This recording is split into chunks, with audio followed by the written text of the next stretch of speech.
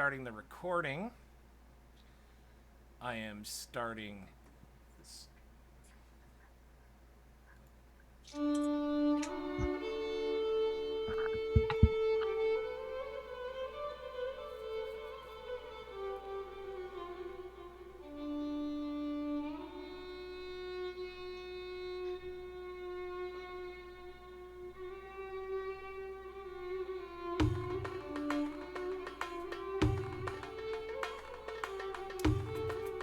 Hello and welcome to another week of The Lost Minds of Phandelver, a Twitch experiment. I am your humble dungeon master, DM Charlie, to all two of you watching us. And these are the guys, starting off with Chuck. Please introduce yourself and your character, sir. Hey, I am Chuck, Twitch handle Warrior. I play Finn, the cleric of the group. And Welcome. Jahan. Hey everybody, I am John. I am playing Jahan, a monk of the group. Perfect. Dysol.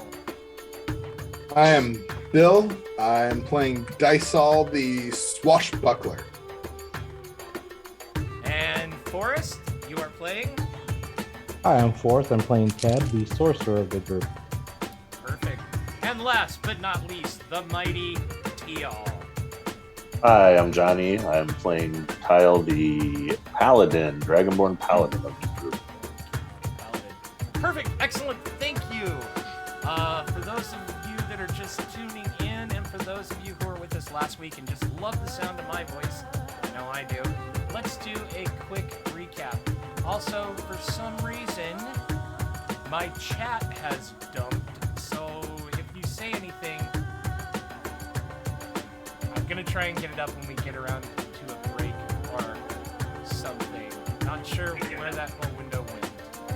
Alright, so when last we left off, our party crew had just gone to Old Owl Well, where they had met a slightly suspicious necromancer who was poking about the Netherese ruins for some unexplained purpose. He didn't seem really malevolent, evil, didn't seem like he was all about kicking everyone's butt. Indeed, he called off his pack of protection zombies, and he asked a favor of our party. And he said, hey, there's a pack of orcs some 30 miles to the south, well, maybe not 30, 15, 20, to the south in a place called Werventor. How about you go handle that problem, and then maybe we can trade some info. I'd be really appreciative. Being the heroes that they are, what did you guys say? Heck yeah. Heck yeah. Don't get too excited. Orcs. A good orc is a dead orc. Yes, there are no good orcs whatsoever. Slightly less stinky. Absolutely. for- Half orcs. Charlie, we're still at the well, correct? We haven't left yet? Correct. Let me put you on the well. Charlie, there was some mention in Twitch chat that the music is about as loud as the voices. What? Alright, I will turn this down then. I will actually turn that off, and I will do some excellent investigation music. There we go. Alright, we are back at Old Owl Well, where Harmon Cost, that bizarre necromancer, has retired into his tent, and then you found some shelter in the lee of the crumbling walls and took a long rest. I sense there are some questions. I actually wanted to discuss with the group first before we actually approached Hammond Coast. He had not only directed us to Wyvern Tor, right, but he had also asked us about asking a question of the Banshee in Coneybury. And it was, he wanted one question, who was the original creator of the well, right? It was the creator of the well? Correct. My question for him is, why isn't he asking her? So that's my only question for him. I mean, we can go to Wyvern Tor first and do what we need to. I don't know.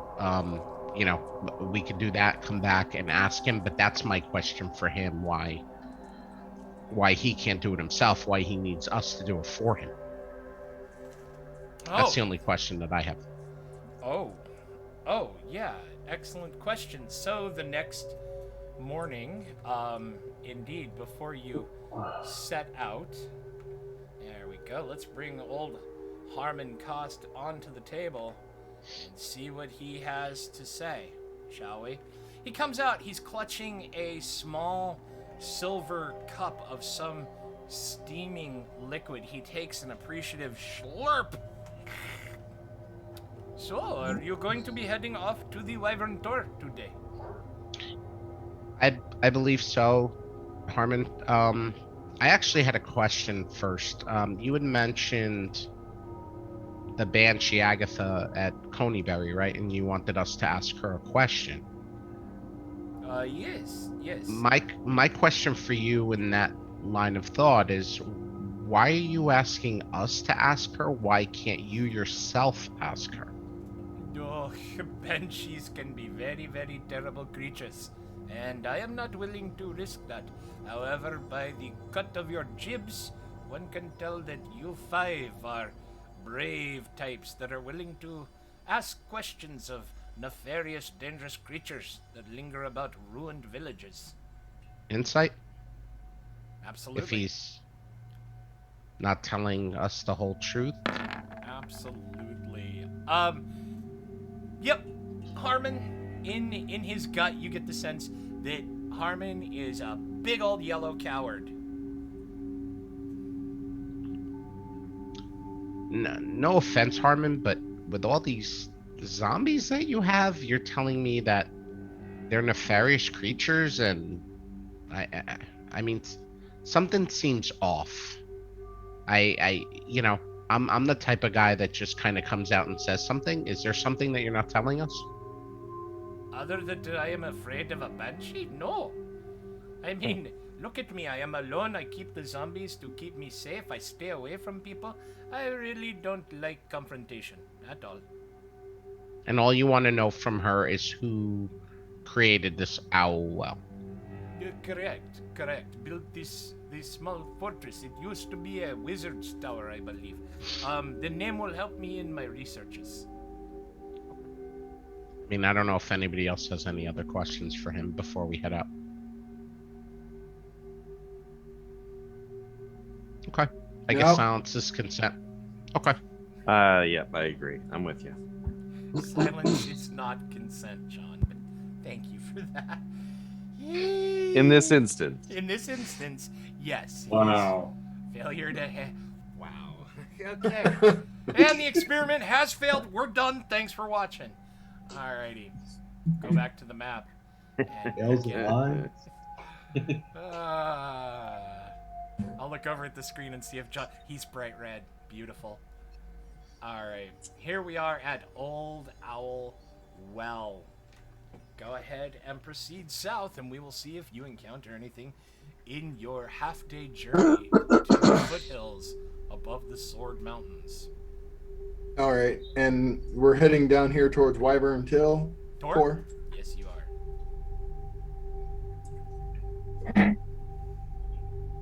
All right. Yeah, your first 5.5 miles pass without incident.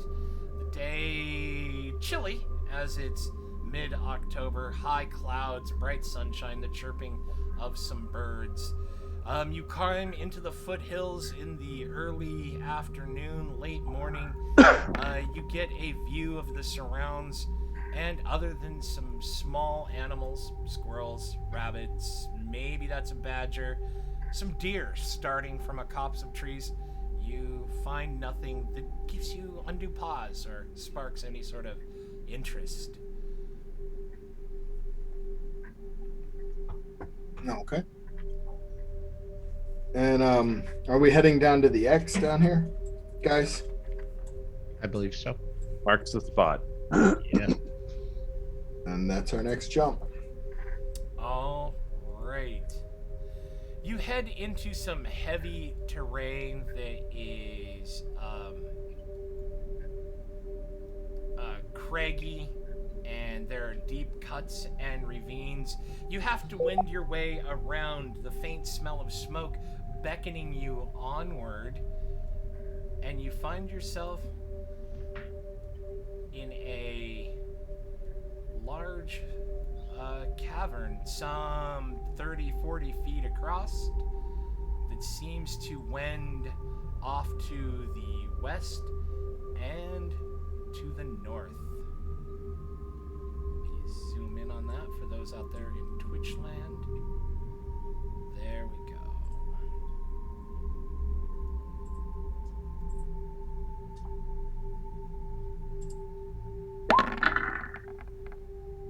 Alright, the rogue drops into stealth.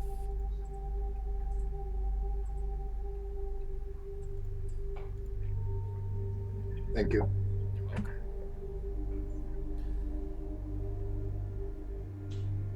It looks like we have two options ahead of us. Yeah.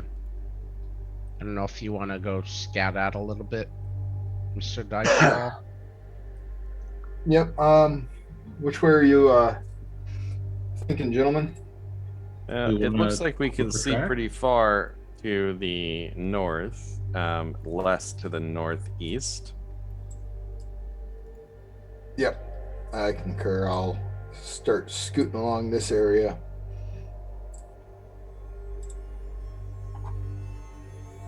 Readjust my map here. Alright. The high escarpments surrounding you do block any sort of easy view other than the narrow passageways that you can see, the channels that lead off to the north and again off to the west. All right. Further ahead, some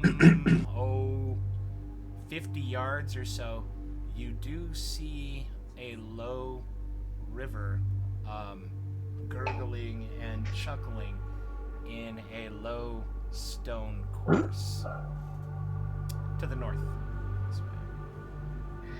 All right. I'm gonna head over here.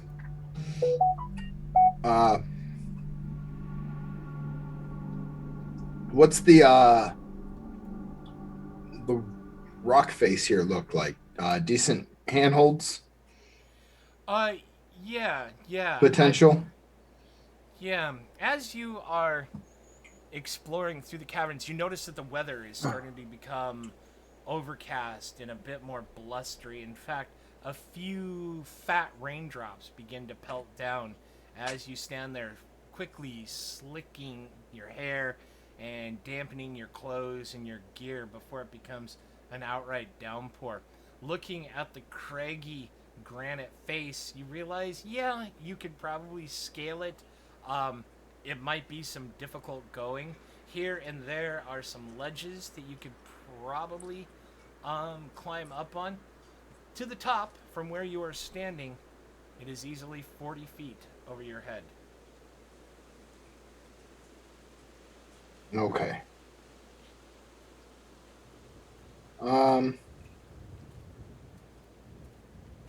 Does it look like there's places to tie off on the platforms? There are small bushes, a few scraggly trees, big growths of berry branches that might be able to hold your weight, possibly Teb or Jahan. Not so sure with Teal. It's okay.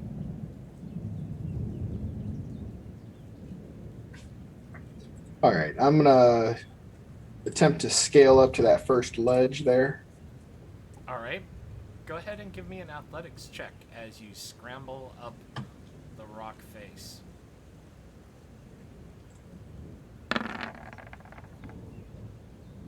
Oh, your small fingers fail to find any purchase on the smooth, rain-slickened stone, and your first attempts end in futility as you pull yourself a foot, maybe a foot and a half off, and then your toes kind of scrabble on the rock, and then you slide back down with a disheartened sigh. Mm-hmm. I look over at John and say, "What the hell is the rogue doing?"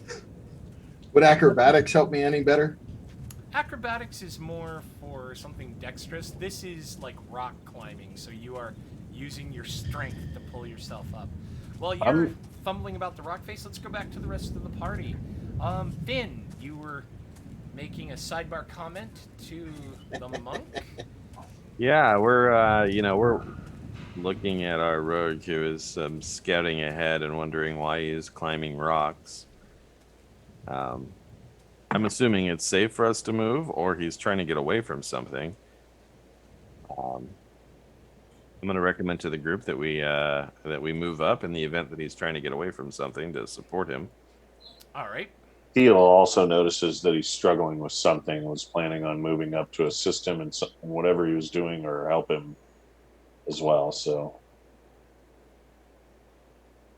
Perfect. Okay. Dysel, as you scrabble at the rock face, you are slightly embarrassed to see the rest of your companions come striding up the bottom of the chasm, kind of giving you eyeballs like, what you doing? Thought I heard something up there. Ted down and watch the show. Teal drops to one knee and flattens his shield like a table, allowing him to step up onto it so he can boost him up to the ledge. All right, perfect. You go to help the halfling back up, so go ahead and make that athletics roll again with advantage, please, Dysel. Could just put it on a rock and then jump on one end. Or you There could we have go. just tossed him. With the help of the paladin, the halfling does scrabble up that 12 and a half feet to that first ledge, grabbing that small juniper bush and pulling himself up top.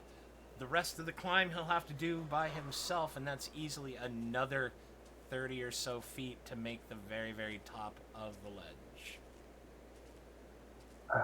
I kind of yell up to him like, "How are you gonna get down?" Gravity will take care of that. No, that's true.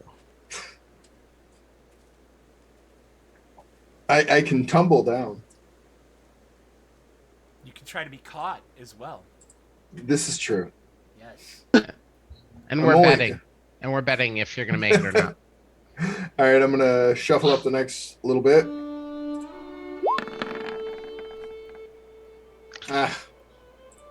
This No. yeah, You no, start to I scrabble can't. up that rain-slicked granite, and just making a few feet off of that next ledge, you come sliding down, your fingers scrabbling on the stone, and as you land, you have to blow on them because of the friction burns.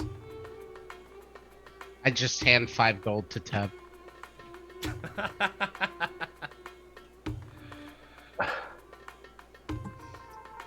All right, I'm gonna shimmy forward and take a look to see if I can see anything up on this ledge over here in this area. Okay.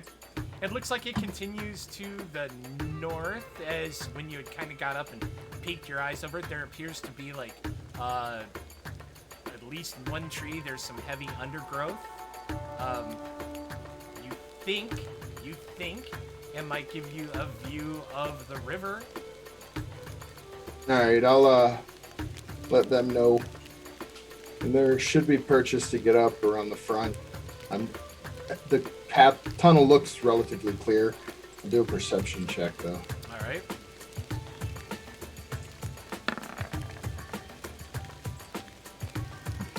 Yeah, you don't see anything up the rest of the chasm. You do, you're able to see the shores of that river lazily flowing its way through the rock riverbed. All right. I'm gonna just kind of jump down off the ledge and continue on. Alrighty. What is anyone else doing? Finn, you're watching the Hobbit flounder about. Yes. Okay. how about- Contemplating throwing rocks at him, maybe. Oh my gosh. All right. How about you, Jahan? What does the monk do? Monk talks about how poor he just became, and he's going to go into stealth as well. Okay, perfect. Excellent. The monk kind of looks around for a gloomier spot in the undergrowth, in the shadows of those high escarpments, and you notice standing very still, he just kind of fades from your attention.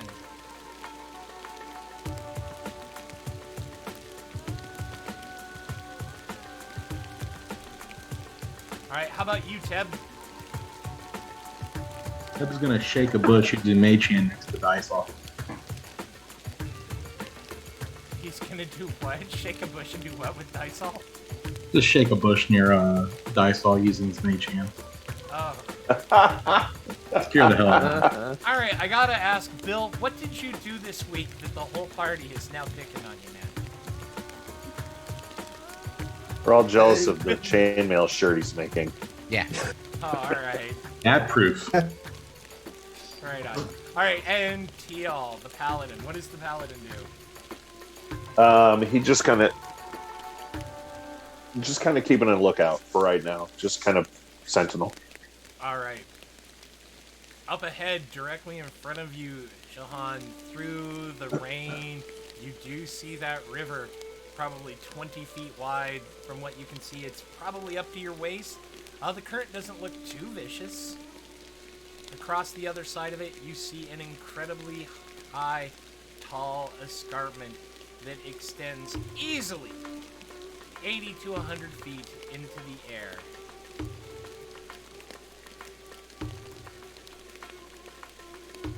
I'm just gonna keep my back to the wall and just shimmy forward a little bit and wait for Dysol to come to the other side. Yep. All right. I'm working my way up. Do you, babe?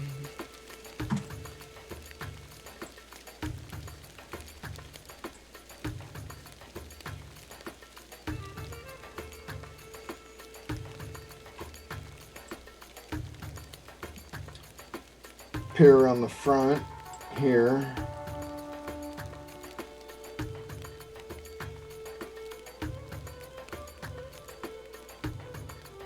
Alright, you see that river gurgling and a chuckling.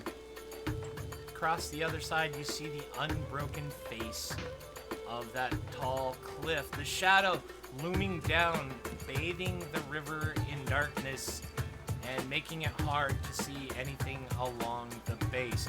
There is the smell of smoke hanging in the air as you climb down to where the river is. It seems to I be whisper. emanating from the northeast. Yeah, I kind of quietly mention that there appears to be some movement, or possibly even an entrance to a cave that I can see across the way towards the north. Yep. Maybe we should. You guys think want we to cross? should- You think we should cross here and go along the rock face? Yeah, I think it'll be. You I guys think we'll be hard pressed to get across without being seen for sure.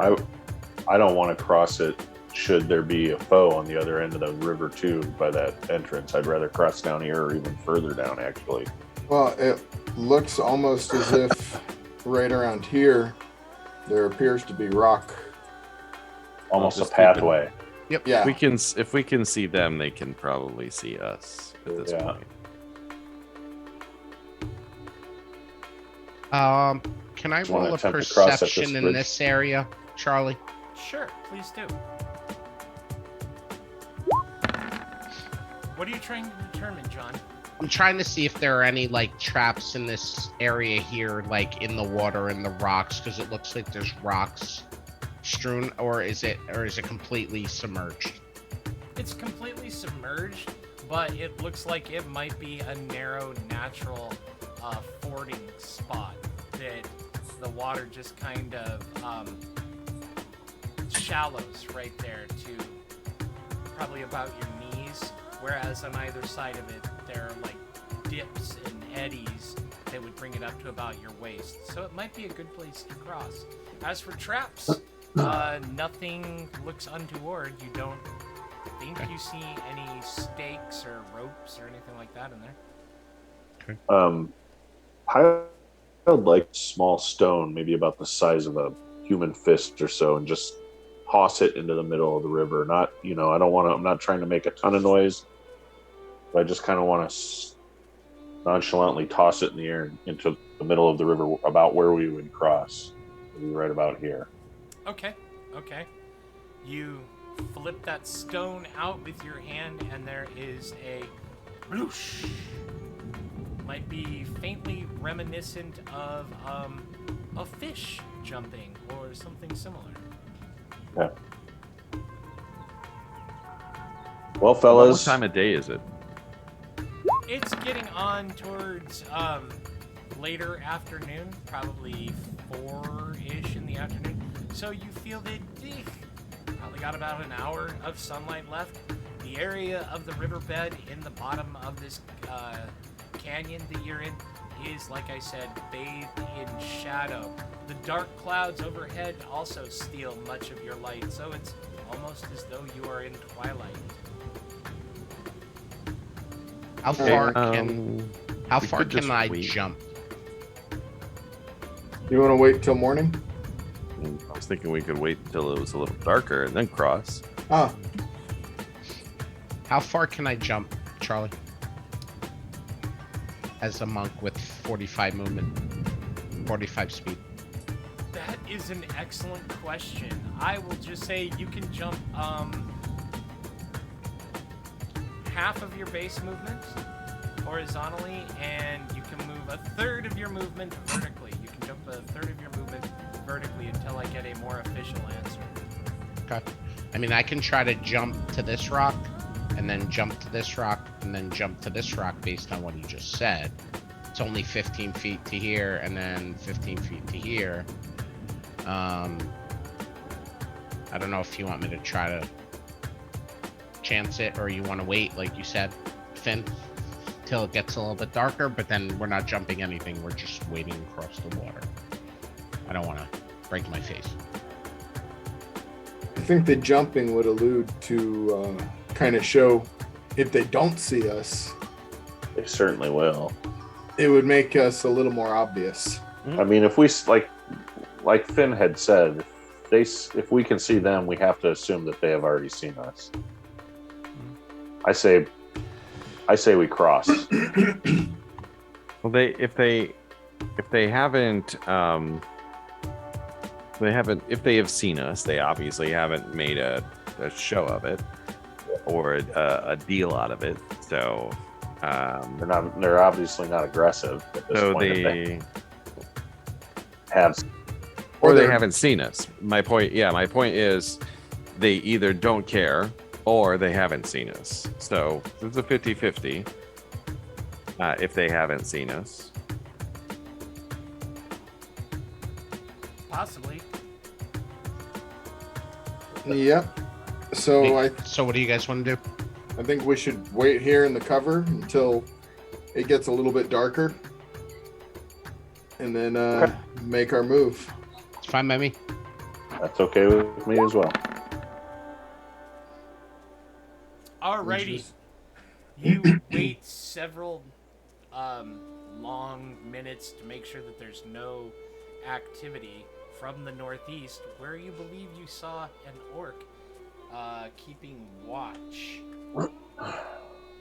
The sun disappears off into the west. The clouds keep rolling in. The rain falls fat and heavy. And after about the end of about 45 minutes, you find yourself in near total darkness. Okay, now I say we move across and then hug the face, maybe, and get closer to the Agreed. entrance. Agreed. Good with that.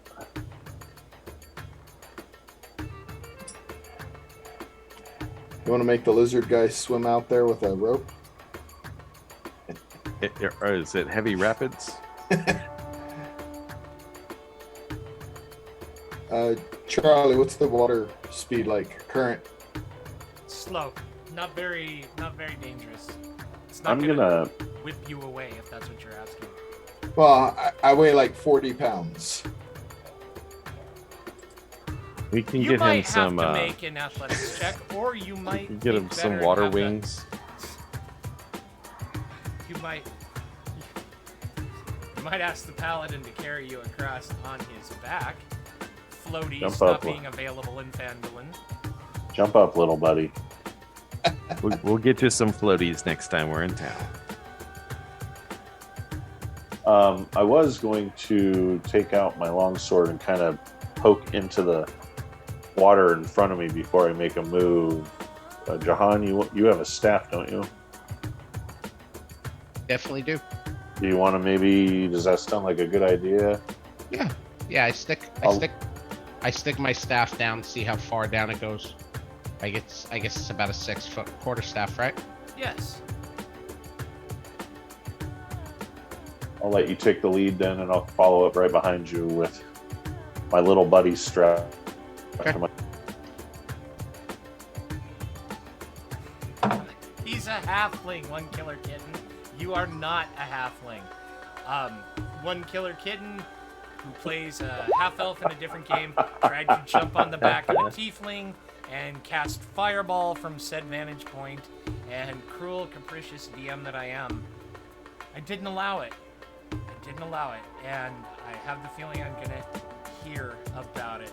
That said, might as well take a quick moment. Welcome. Thank you for joining us again, One Killer Kitten, Cabot Mew, Commander Root, Discord for streamers, Discoursed, Irobzi, and the Book Bella. Oh. The other 3 of you are all on the stream with me. Thanks, guys. Thank you. All right, so you climb up onto the paladin's back, and once you stick your staff into the flow, you realize it's maybe only a foot deep right there. Should be fine.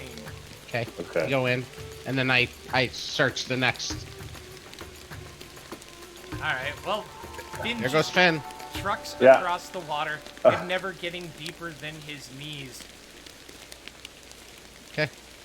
All right, Dice. I'll let loose that fireball while you're up here.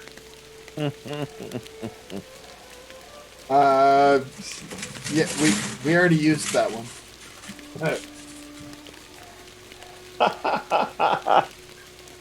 Isle is not a mount.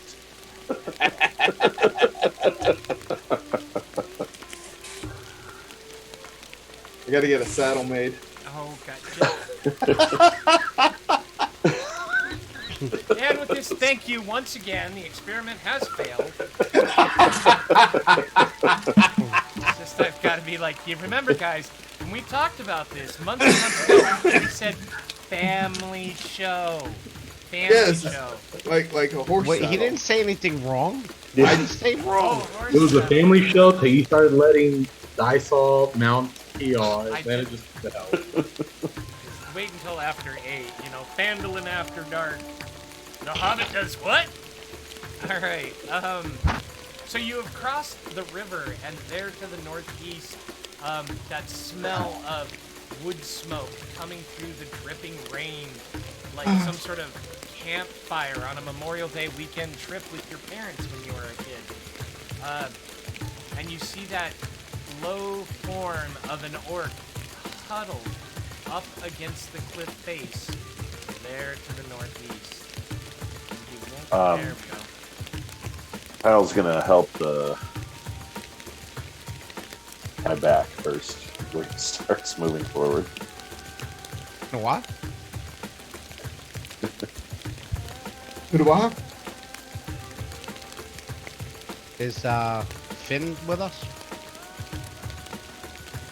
Something went wonky with his camera, but I think he's still here.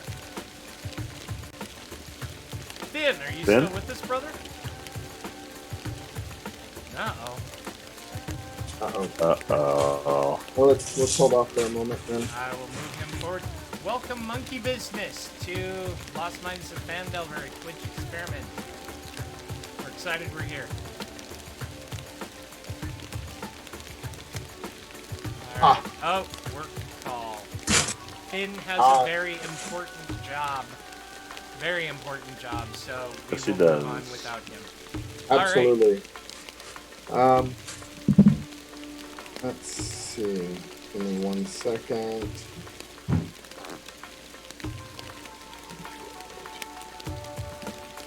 I don't know if you saw my stealth roll, Charlie. So I did. The monk scooches along the cliff face, a near shadow. His steps silent, nary disturbing any leaf litter or disturbing any sticks. Wouldn't go too much farther. Okay. how often do you want me to roll stealth? 30 feet? Yes, every 30 feet. All right. I'm gonna do a perception roll and check out the cliff face and what the guard. Kind of observant to see what is he actively seeking, or is he just kind of Or if he's nonchalant, or is he asleep on the job? All right, go ahead and make that perception roll. You can tell that he is awake and possibly alert because the head moves back and forth. You can tell when it turns your way. You hear his low breathing. However, he is bundled up in his threadbare cloak, trying to stay dry from the omnipresent rain. So that is probably what he is mostly concerned about. But he is scanning the riverbed back and forth. Every once in a while, he will look south down the river and kind of lean forward, tilt his ear.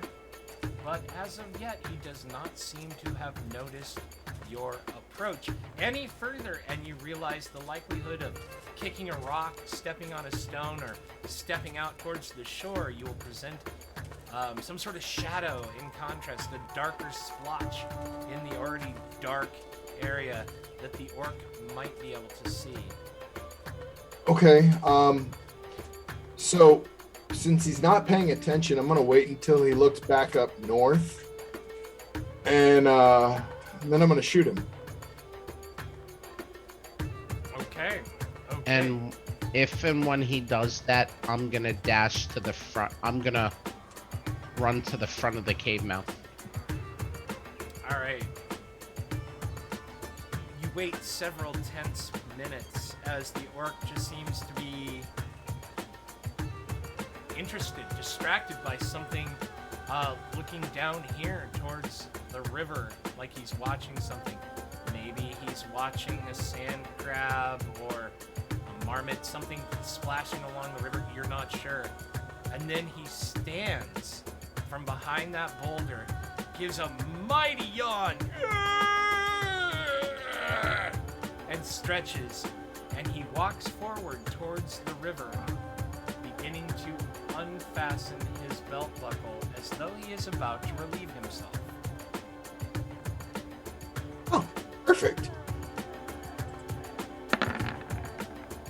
Oh, Your arrow goes sailing narrowly past the orc, who immediately recognizes the sound of incoming fire.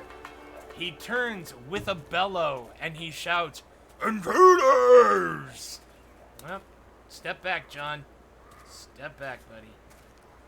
That arrow shot kicked us into initiative. Alright, you will still get the move though. So let me kick on some cool fighty music. Get that. Start this.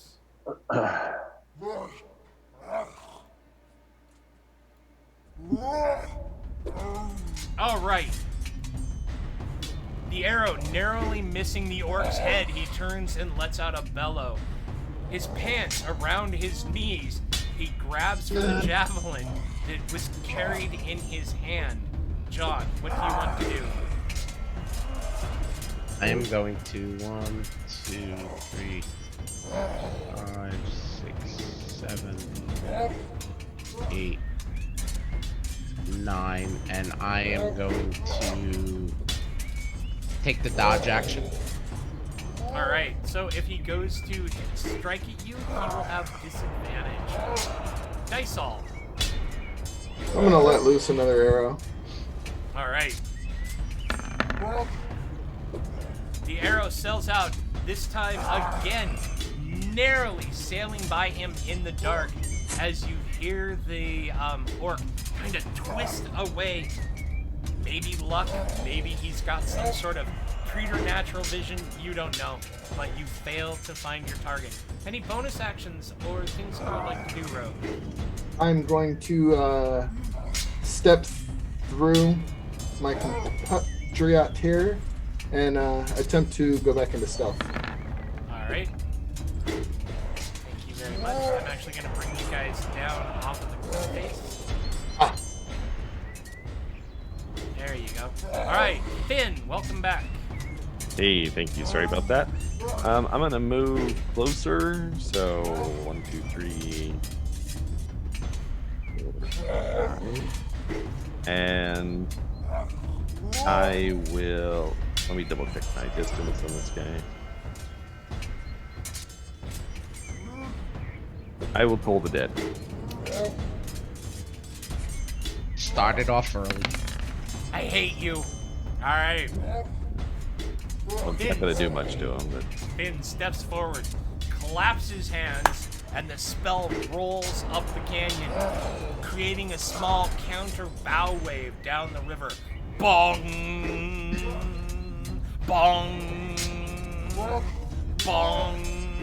The orc drops his javelin, presses his hands to his ears, his pants still around his knees from when he was relieving himself, and the spell slams into him, and he rocks back, although he quickly recovers, clearly not as affected by your magic as you would have hoped. Is there anything else you want to do? nope, that's me. Perfect. Heb. Eb's gonna move up next to Finn and use a fireball. One firebolt. Release your eldritch magic. Infernier! The flame lights up the canyon as it rockets past, casting dark shadows against the cavern wall. Dysol, you are lit up and drop out of stealth from that flash of light. Maybe the orc saw where you were, maybe he did not. You know your night vision is now ruined.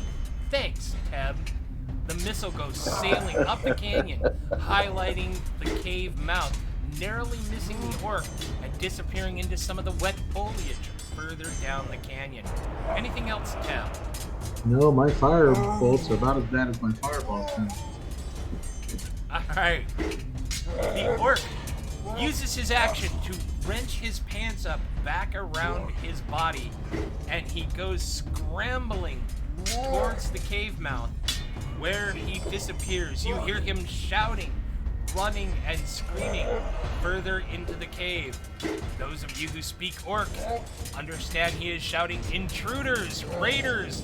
We're in trouble!" Teal. I am just going to use my movement to get closer because I don't think I can get to the yet.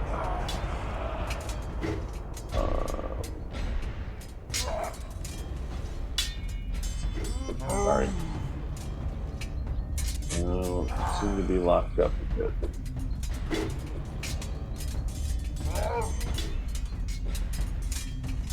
That's all I can go.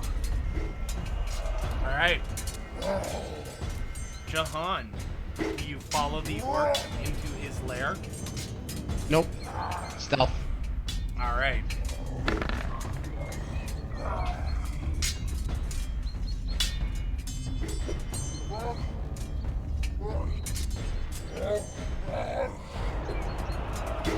You hear the sounds of hobnailed booted feet from inside the cave. They sound like they are running and occupying positions. Thief. I am going to attempt. Let's see. I can go to. approximately 25 feet. Yes. Don't get too close to that. That's as far as I can go. And I'm going to continue my stealth. Okay. Perfect, thank you. One of our viewers, Ross GK. So I just got off the phone with my dad. Evidently he's in trouble because somehow the water bill ended up in his name, and I haven't paid it in 11 years. That is perhaps one of the funniest things I have read all day. And then there's one of these. Oh, I can't even imagine how much he owes. That's just, well, and he still What has his dad running owes. water. Yeah. All right, Finn. So I am going to move here, and I would. Does that give me somewhat of line of sight into the cavern entrance?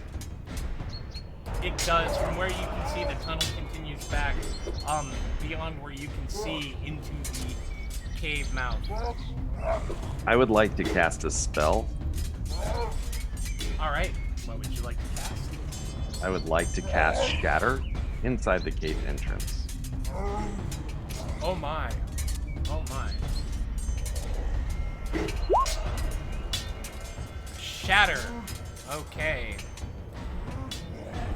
A sudden loud ringing noise, painfully intense. 10-foot radius sphere. Constitution saving, 3 die 8. And stone, disadvantage. Perfect. Is your intent to collapse the cave mouth? It is.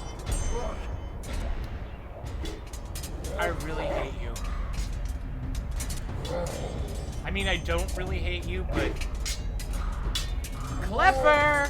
Clever. Go ahead and roll damage as you let off your spell.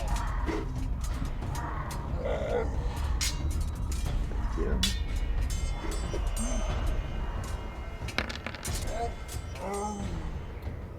Oh, there is an explosion from inside the cave mouth, and then you happen to hear like some crumbling rocks, but not as much as you would hope.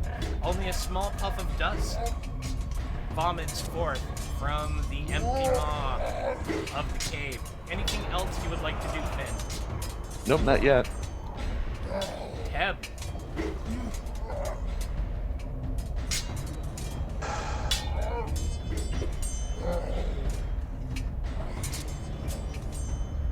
Tab, you're on mute, buddy.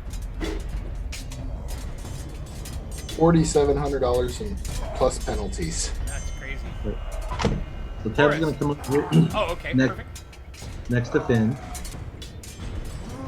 and Ted has line of sight as well. Okay. Yes. Okay. Did the cave go out there? Okay.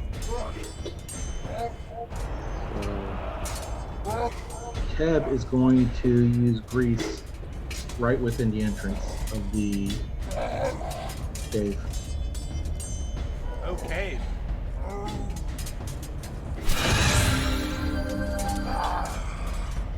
We are just gonna mark that part of the tunnel as greasy. Anything else, Teb? Not yet. Alright. You hear more booted feet rushing around inside of the cave.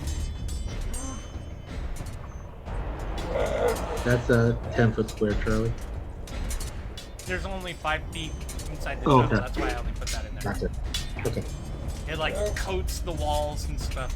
So there is a very, very, actually, yeah, I see your point. Light it up. Light it up. Orcs are gonna come spitting out of that thing. Light it up.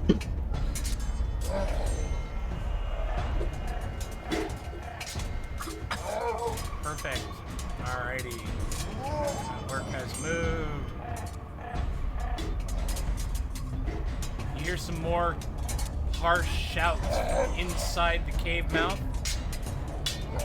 And you hear an answering bellow that is low and just powerful that nearly fills the entire cave. It just comes thundering out of the cave. All right, Teal.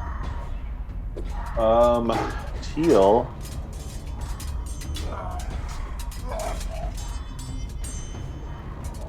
Oh man, I apologize. I'm gonna... And 15. Teal is going to. What if Teal and John, if you both use your turn together, can you push that boulder?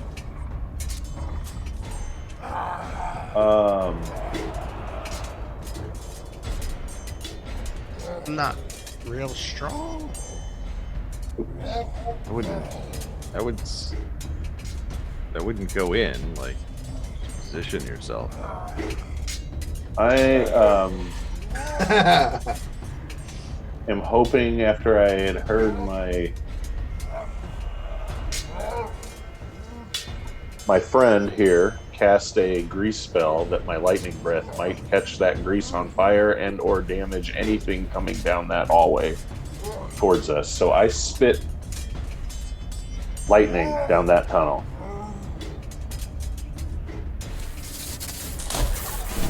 And I believe, if I remember correctly, I'll have to check it again. Let me put it in the chat.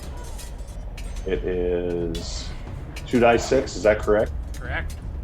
Okay. Good roll. All right.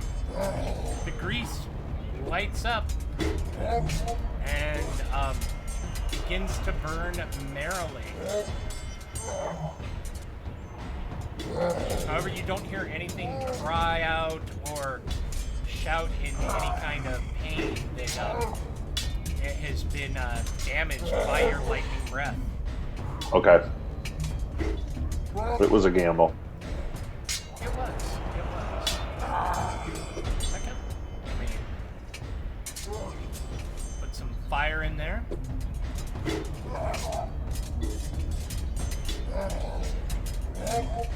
All right, that's gonna burn for several turns inside the tunnel mouth. John.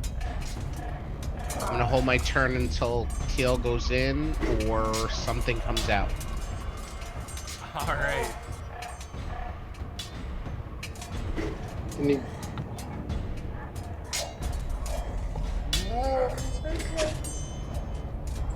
Nice all.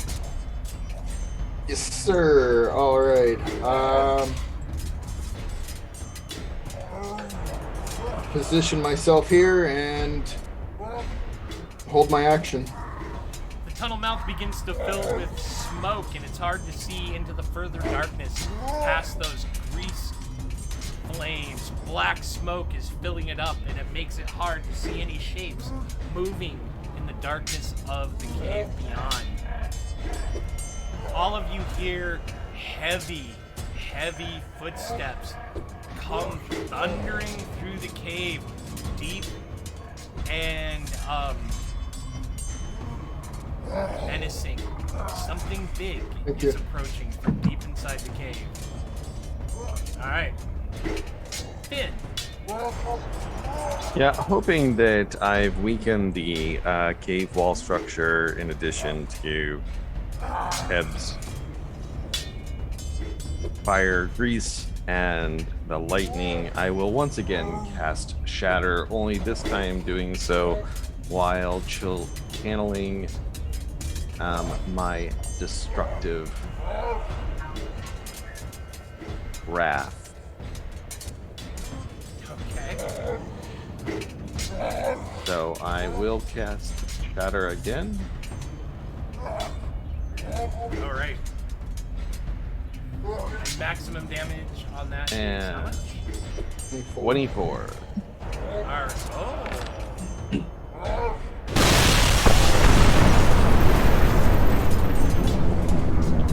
You are pleased as you hear some rocks begin to fall and dust comes vomiting forth from the cave mouth. The fire is snuffed out by your spell and the falling rubble. However, as it clears in that breath of wind that kind of creates that natural chimney draw, you see that while a lot of it is collapsed, it is now only difficult terrain. It is not completely blocked off. So a motivated enemy would be able to dig their way out with some effort. Anything else, Finn?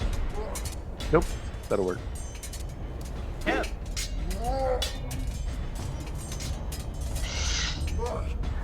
All right. So the grease is all burnt up at this point. Correct. Okay. And for you out there in Twitch land, this is what the party sees. So they don't know exactly what's going on inside that cave like you and I do. Tab is gonna move over to the side of entrance, kind of off the way a little bit, and he's gonna hold there. Alrighty.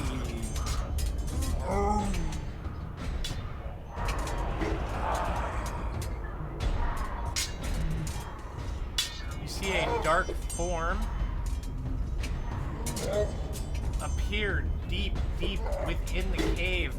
It lifts a hand back, and then a javelin comes sailing out of the cave mouth at you, Paladin.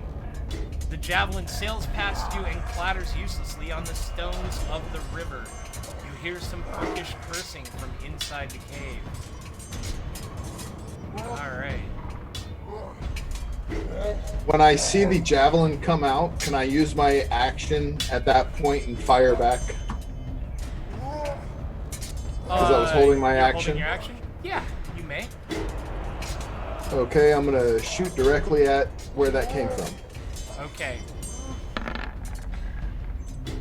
with an 11. You have no idea whether or not you hit anything. You heard no cries of pain or rage, so you assume it's a miss. Well, Anything else you'd like to do? at that point, I'm going to attempt to remain in the shadows. Alrighty.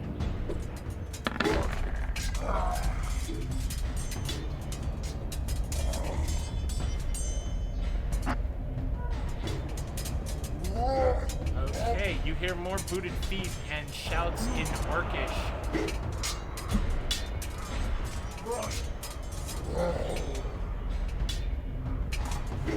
Alright, you hear a command, a challenge, and then an answering roar from several Orcish voices, almost a Orc version of "Ready, sir!" Teal.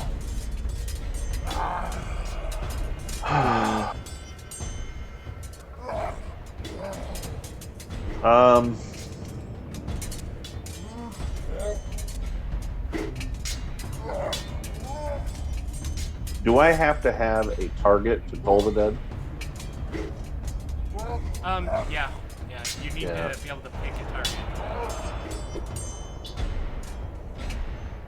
target. Well, I have a javelin as well, so I am going to throw that into the hole blindly as well. Alright.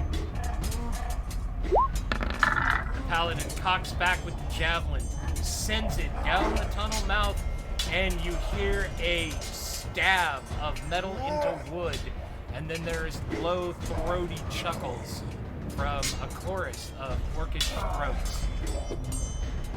Anything else? I'm going to move to the flank of the other side of the cave now, and that will be my turn. Alright, Monk.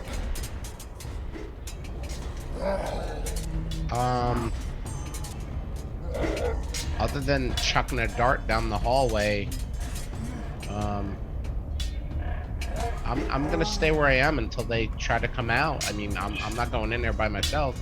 Should we pull a rope taut, see if we can't trip one of them up on the way out? Dice all. I'm gonna hold my action until I see the white of somebody's eye, and then I'm gonna let loose. You hear more of those heavy footsteps. Powerful and building. Alright, Finn.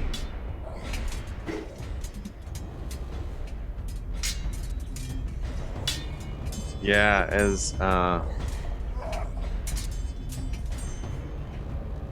I'm half tempted just to run in there now as I'm bored of standing out here. My character doesn't like to stand around, so Oh, I'll do that.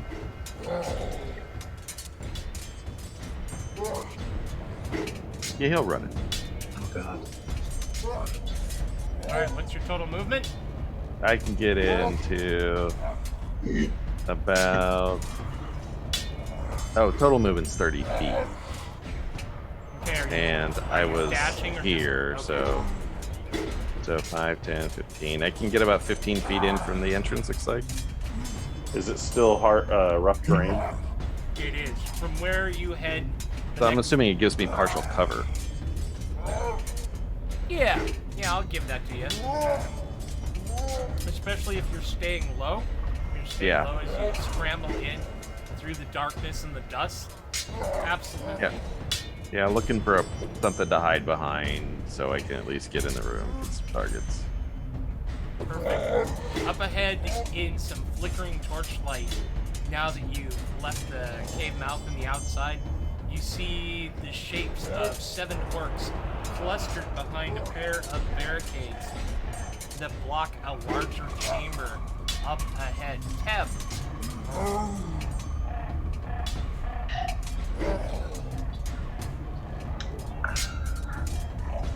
Teb's gonna stay out. He's not going in.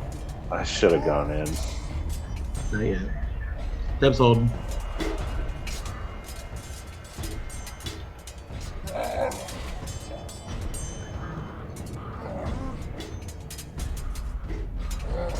alright. Teal, I am going to raise my shield and try and get. Let's see. I can move half, or it takes two movements to get through difficult terrain. Is that correct? correct. Let me mark the area of difficult terrain for you. Okay.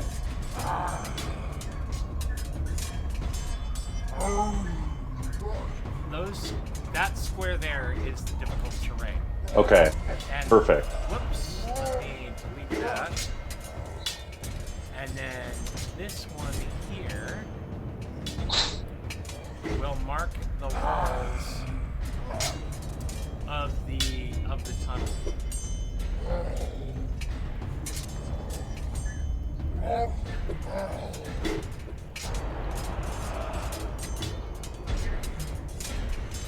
Why is that going? Oh, well.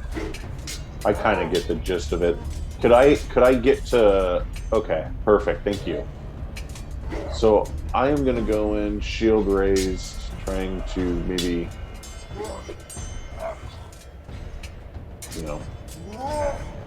take cover behind it as I come in.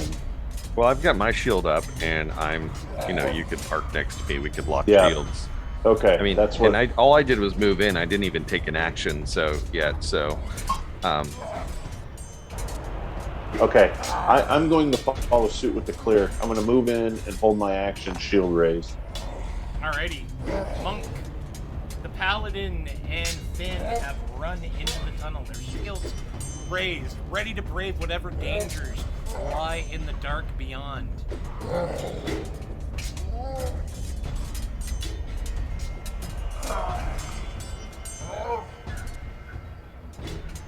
Alright, so you're gonna hunker up behind them? Can we get targets now? Roll perception checks, please.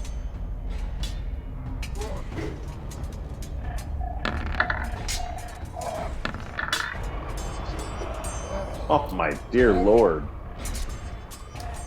Paladin, your eyes are having a hard time adjusting to the light as the torchlight down at the end of the cave kind of flickers. You're able to make out shapes, but you're kind of squinting and realizing you might need glasses.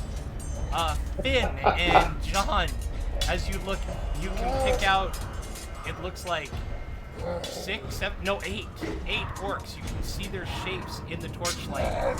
Dim up ahead. Maybe 10, 20, 30, 40 or so feet ahead of you. They appear to be in a line below a heavy set of barricades. You see one kind of standing directly in front of you, about 50 feet back. He seems larger, more powerfully built, and he's the one kind of shouting commands to them.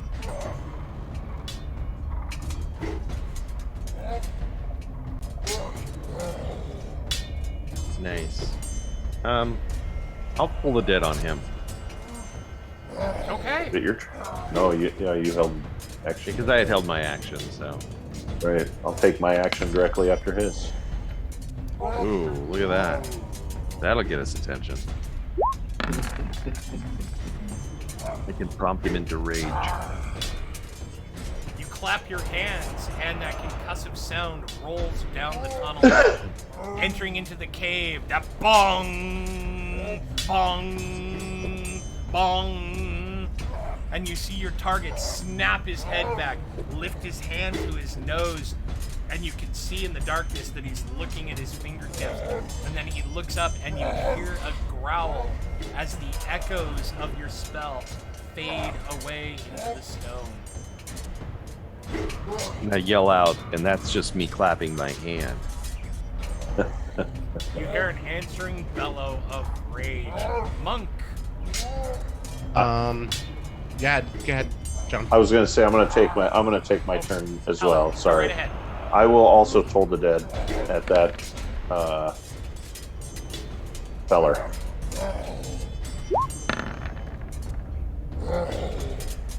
This time, Finn and John, you see that same large orc in the back move backwards as though he were just punched in the face by a heavy fist.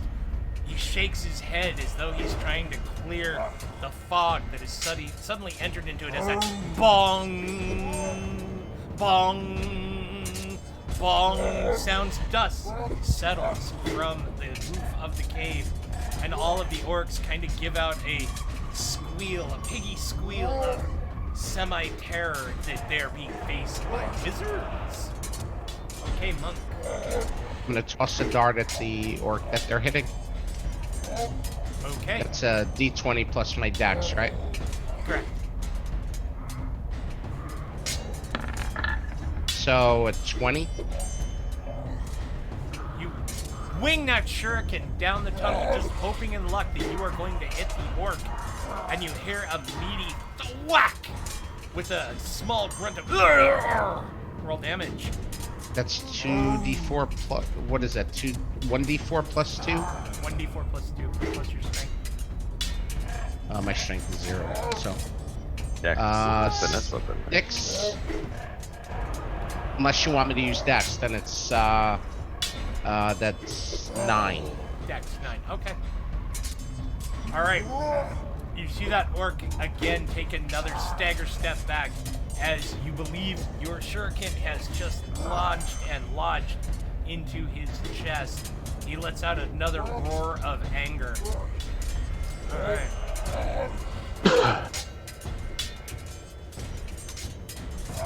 A javelin comes sailing down the tunnel mouth towards you, Paladin. What is your armor class behind your shield? 18. 18. Unbelievably, the javelin finds that narrow space, that gap between where you and Finn have been holding your shields together, punching into your lower leg for 10 points of piercing damage. Ooh. Dice all. I'm going to move up to here, Alright. kind of hugging that corner. And do I have a shot down range? Sure. I am going to do something for you, I think, if I can. Well, let me. Oh no, destroy the whole line. I don't want to do that. Well, I'll do this. Fair is fair, right? There we go. Aha. Oh, that works. Alrighty. You shoot with your short bow, and you narrowly miss the large orc at the back of the room. Roger. Alright, anything else that I saw? I'm going to attempt to blend in with the shadows. Alright, give me that stealth roll. Thank you very much. Yes, sir. Alright, you hear those thundering steps. A huge form comes crashing around the corner, shouldering one of the orcs out of the way, and then fills your entire vision at the end of the cave. It is an ogre, and he looks angry. Finn! Angry ogre, huh? Are Yeah, there let's any see. other kinds? Let's see if we can do something to make him more angry. I will cast Guiding Bolt.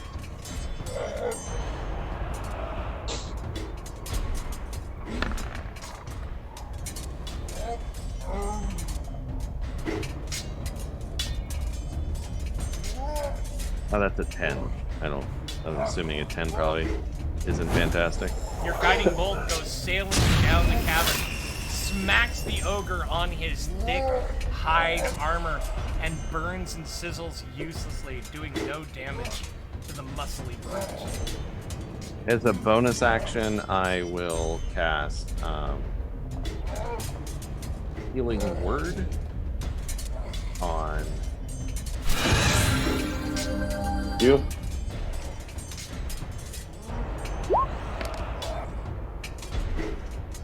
For 4 points. Appreciate it. Thank you. Alrighty. Anything else, Finn? No, that's it. Alright, Tip. He said he had a work call. Yeah, he did. Oh, he did. Alright. Deb will hold his action. As will the orcs.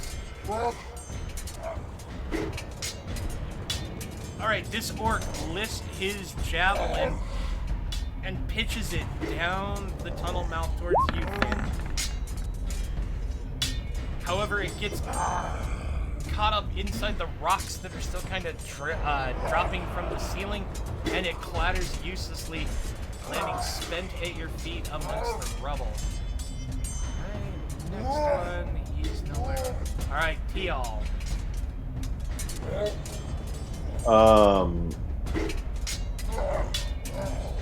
Okay. I am going to get. Heads back as well. And he will do his turn after Tial. 25, 30. And I will toll the dead on the big guy again. Cantrips, I swear to God. Alright. Bong! Bong! Bong! Alright, let's see if he makes his wisdom saving throw. Oh, he does not! And your heavy magic just carooms into the chief orc.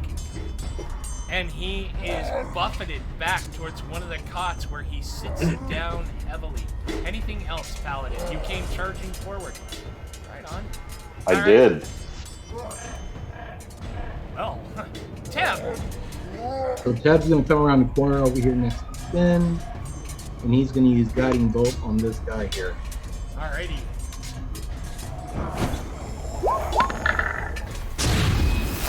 There we go. Actually having a visible enemy, our party starts to make things happen. The magic sails out, slamming into the ogre's chest, and he lets out a roar as the magic sizzles and burns. Roll damage.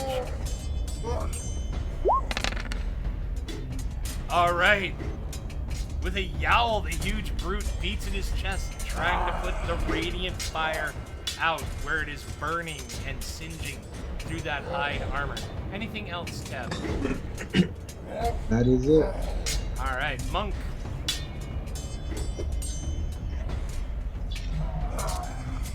I'm gonna move up behind tile 1, 2, 3, because we go double through the. Correct. terrain, right? 2, 3, 4, 5, 6. And I am gonna toss a dart at the big boy from here. At the ogre? Yeah. Okay. You Actually, hold on. This guy's been damaged a whole bunch too, right? He has. I'm gonna toss it at him. You'll be at disadvantage because the ogre is much larger and blocking your meter.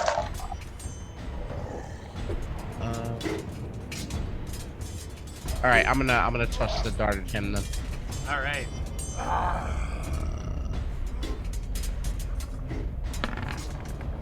Do it. Something happens. You feel something snap in your wrist, and your shuriken disappears over your shoulder, clattering and disappearing amongst the rubble behind you. Anything else, Monk? No, that's it for me right now. Right on. All right, seeing you, another orc launches a javelin at you, Paladin. This one also punches into your side as you run past the first of the barricades. It pierces into you for 7 points of damage. Another orc, also seeing you, throws a javelin your way. This one, however, gets caught up in the stakes in the front of the barricade and doesn't go very far, failing to hit you. Dysol. I'm gonna shoot at this gentleman. Alright. Not so gentle beast. Ooh. Your arrow sails out and slams into the ogre. For 15. Drilling in, doing a devastating, blood-spurting 15 points of damage. The ogre lets out a bellow of surprise and pain as he tries to pluck the offending missile from where it has just punched right through his nipple. Anything else happening? I'm gonna scoot over to this corner, going in, re-stealthing myself. Alright. The massive brute, great club in hand, takes one massive step forward. He lifts that great club overhead, aiming for the Dragonborn's head. It comes crashing down, the ogre slamming into the paladin, doing 9 points of bone-jarring, bludgeoning damage. He lets out a throaty chuckle of victory. Fifth.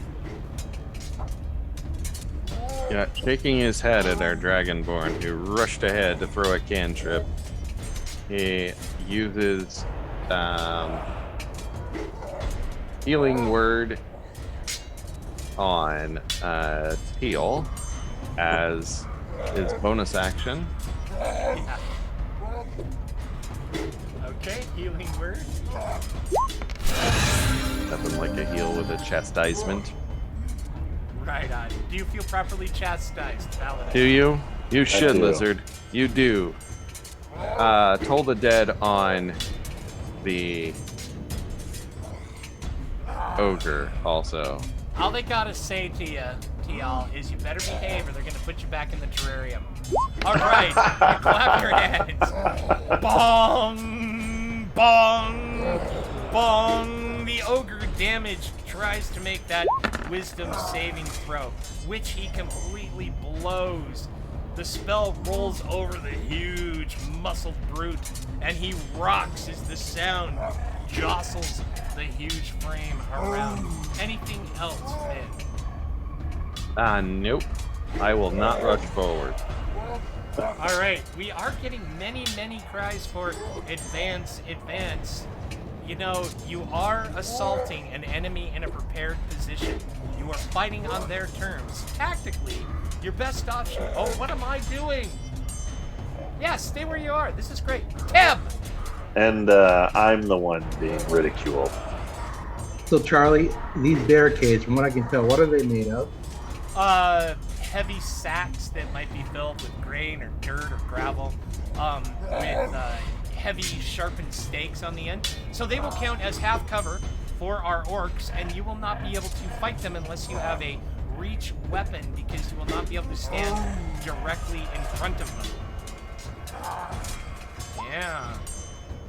We're gonna grease this area here. Which area? Right about centered right here, where we're gonna get this guy and these three. Kind of right in the middle of this barricade. Alrighty, stand by one. Might be able to move that other square. I have a grease. DM is looking for grease.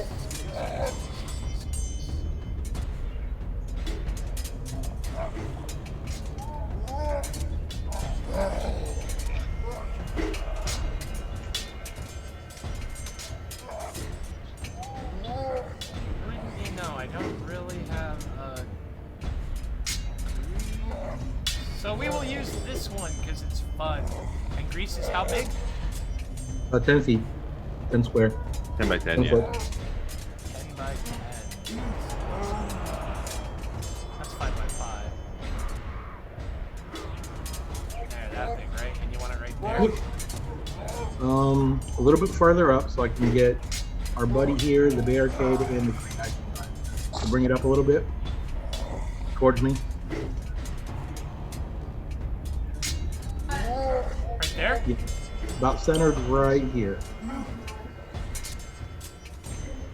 Oh, that's a fancy crit. I like that one. And unless you're gonna let me use one of my umpteen million holds from before, I'm done. Alright, orc. The orc from behind tries to throw a javelin overhead of his companion at you, Paladin. The javelin fails to hit. Another javelin comes sailing at the Paladin as he stands fighting with the ogre. This one does catch you, stabbing into the Paladin for 5 points of piercing damage. Another javelin lashes out, sailing over the barricade at the Paladin, also landing ineffectually in the dirt, throbbing and vibrating as it... Let's see, this orc. This orc is stuck behind the ogre and doesn't have a good shot. And that one is blocked by the wall. Teal! Back round to the Paladin.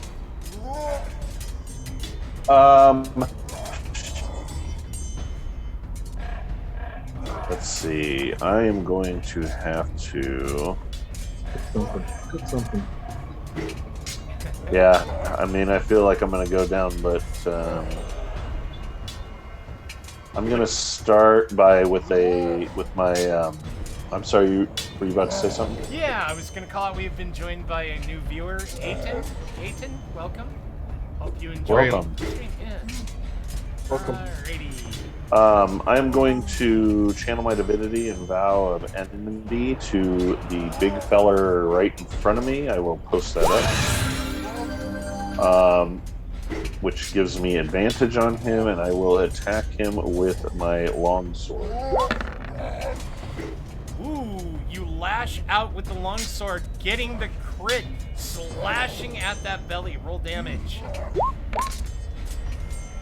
Not a lot of damage, but the gash extends all the way across the distended, bloated, bulbous gut. You are pleased to see the viscera spill out of the wound, and the ogre looks down. Great club in one hand, the massive dirty paw in the other, presses to the wound, and he looks at you, his eyes quizzical, and he says, "Ooh?" Anything else, Paladin? No. That will do it. Thank you. Alright, Monk. First off, is he toe to toe with the ogre? He is toe to toe with the ogre. So if I grabbed him, pulled him out of the mouth of the cave, he would take an attack of opportunity, No, right? you don't take an opportunity attack if you are moved against your will. I did not know that. Yeah. I am gonna grab him. And how far can I pull him back through this? I will let you pull him back 5 feet. Only 5 feet. A reach and a Okay. jerk. Yeah. And I'll take an athletics check. Oh, my athletics is awful. Second question. If I were to pull a torch out of my bag, can I light it and throw in the same action? Ooh, that's kind of interacting with an object. So you pull it, and then you have to assume your 6 seconds. You're striking your flint and steel to light the torch to send it up. So that would be your action. Tossing it with like purpose, that would be another action, unless you want to just kind of like nonchalantly drop it. So it may involve you pulling the torch, lighting it, moving, dropping it, and then trying to move away. You might draw a blow from the ogre, depending on how you do it. I'm sure we could find someone who has fire.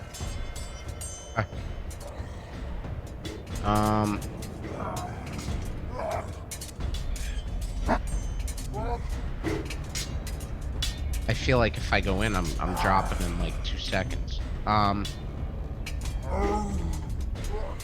I go in, I smack him once with my quarterstaff.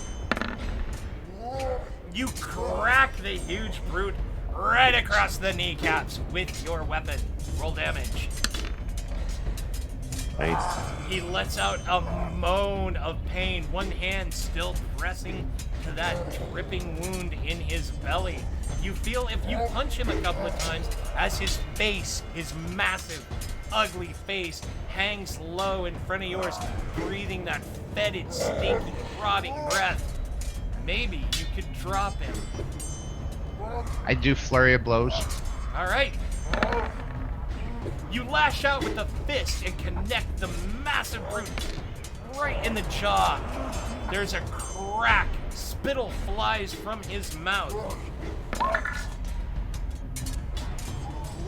Oh!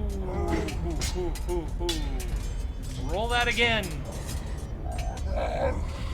You want just the D20 Just or? the D20. You rolled a 1 on that attack. Sorry, I can't see it. 3. All right. You overbalance, and the ogre lifts back with that great club, trying to get an opportunity strike on your unhelmeted head. However, your monkly reflexes, you twist away and avoid the hurried blow. Anything else? Hey, Charlie, Yeah. did those mobs that got under the grease, did they ever do their death saving throw? They do on their turn, don't they? They do on the initial attack and then again on their turn, I thought. But it's been a while since I've kept Enters or ends in their turn Oh, must fall also. prone. Fall prone. You are right. Thank you for reminding me. I was thinking on their turn. And I was so fixated on the incoming torch. It's coming. It's coming. Oh, yeah. I know it's coming.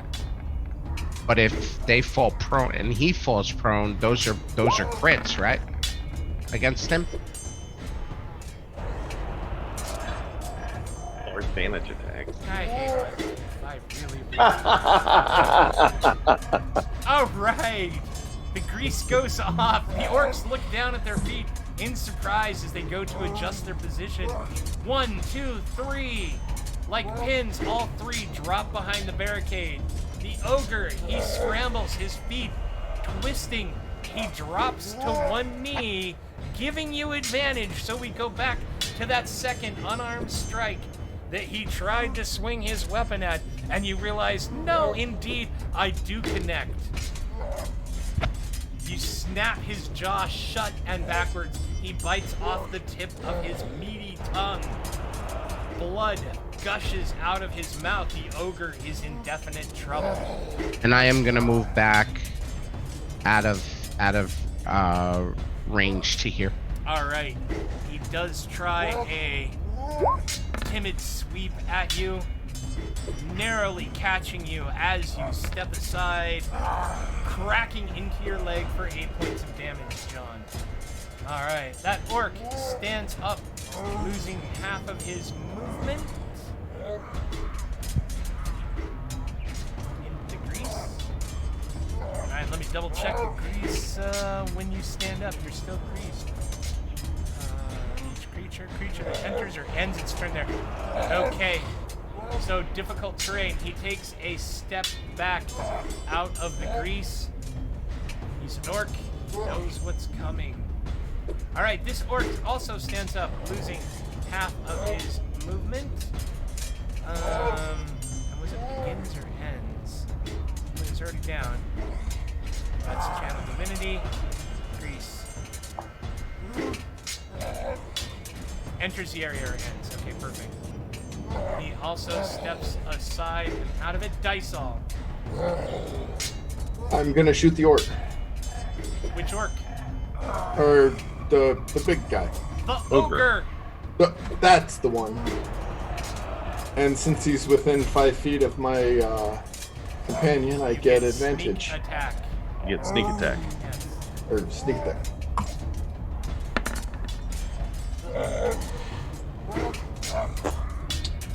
You also Advantage get for being in advantage on that. stealth. Yep. The arrow sails out. Roll damage. 15. The arrow sails out, punches right into the massive brute's eye, and with a moan, the ogre topples over backwards and lands with a crash. The orcs let out a low moan of sadness, disappointment, and sheer, oh shit. Time now is 6:30. Let's take a brief break at this point, and we will come back in about 10 minutes so players can go get some water. I can refresh my voice, and all that good stuff. We definitely appreciate you being here. See you all Yes, we do. in a minute. Thank you.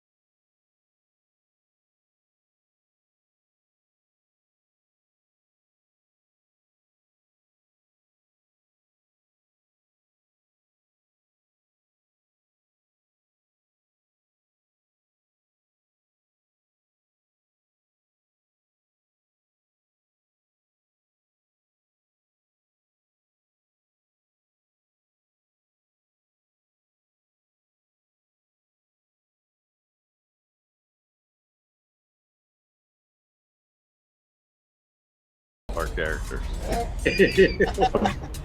I have like 3 hit points, so Every Yeah. week we do this. I turn the mics on, and you bozos keep talking. Ah. Do I have to give you another lecture about production stand? Uh-oh, our mics are live. Hi, welcome back. Yeah, that was the setup. All right, Finn, let's do this.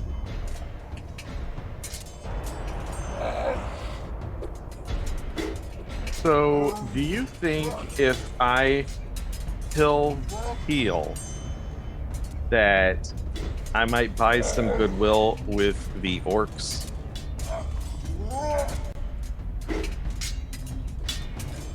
Say that again. If I kill Teal, might I buy some goodwill with the orcs? Because they really look like they might have the upper hand here. So I was thinking I could switch sides. Well, that begs the question. What is going on with you two? Did we have an argument that we don't? Do we need to like pause and have a chat? Finn's a realist. Finn's a realist. But let me point out something bluntly obvious. You were the one who ran into the cave first, Mr. Finn. I came stopped. in. Followed. I stopped. I'm still in the same spot. The But- paladin came in to help you. We were not Yes. getting anywhere, and I can only Yes. do so much from behind cover. I don't have ranged weapons. Well, get back behind cover, buddy. No, I jest. I will toll the dead Teal. Let's go. All right. Oh wait, no, I meant an oak. I meant an orc. Sorry, my bad.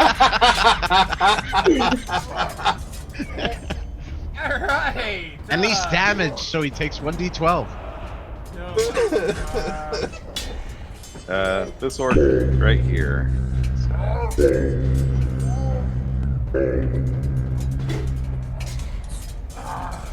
One I don't- wisdom saving throw. Oh. The Oh orc look, hunkers- three hit points, Teal, if you're damaged. Yeah. Nope. That orc right there hunkers down and seems to not be affected by your magic. I will throw out another healing word as a bonus action to hit up Teal. All right. Come on, Teal. Here comes that magic band-aid. Big money, big money. 6 hit points. 6. That's like Not bad. 200% more than you have. Anything else, Finn? I'm good. Thank you. All right. Teb. I'm gonna light a fire. We didn't start the fire. Yes, he did.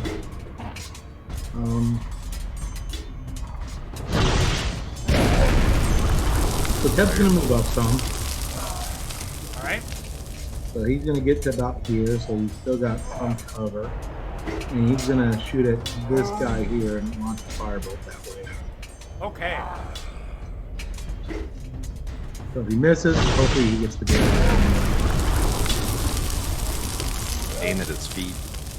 Yeah.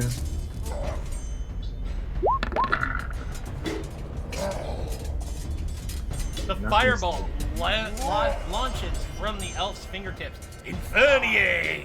It's colliding with the orc, sizzling into his chest and burning his face. Roll damage. Good roll. Very Nice. nice. With never having the chance to get up from the ground, the orc gives a piggy squeal and rolls, trying to suffocate the flames, however, inadvertently catching all of that grease on fire around him. The entire area is suddenly engulfed in flames and smoke.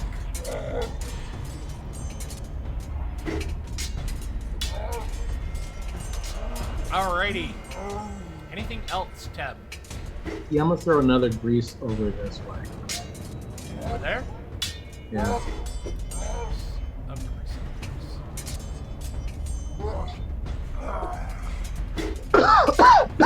Excuse me. the smoke from the grease fire getting to you.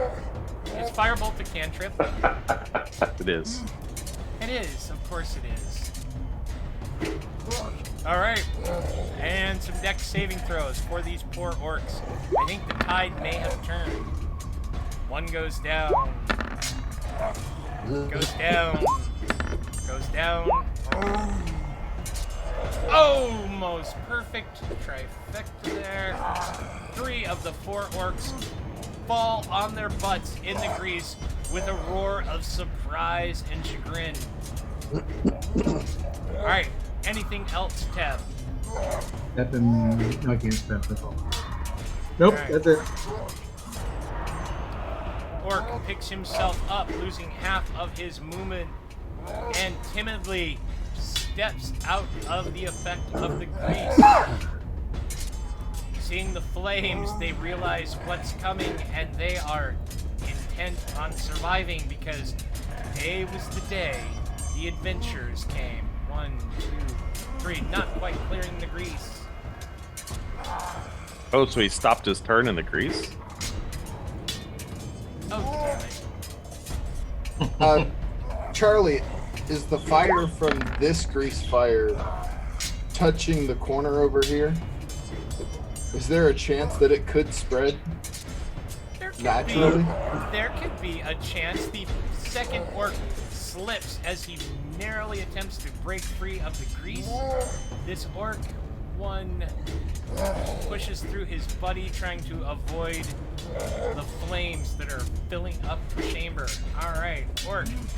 This orc here throws a javelin at the monk dedicated to the fight. The javelin sails out and collides against the rock wall behind the monk, failing to do any damage. Teal.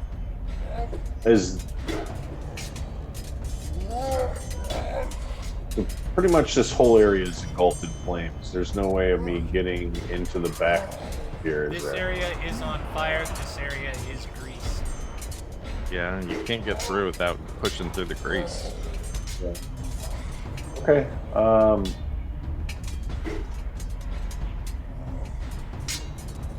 The monks need. Sorry. The orcs need oxygen.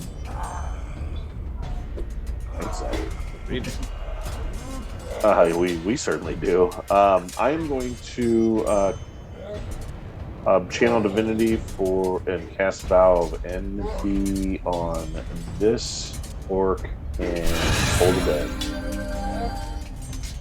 I guess I don't now. I can't because he's not 10 feet from me. But I'm going to toll the dead on that orc. Dang, those nice rolls.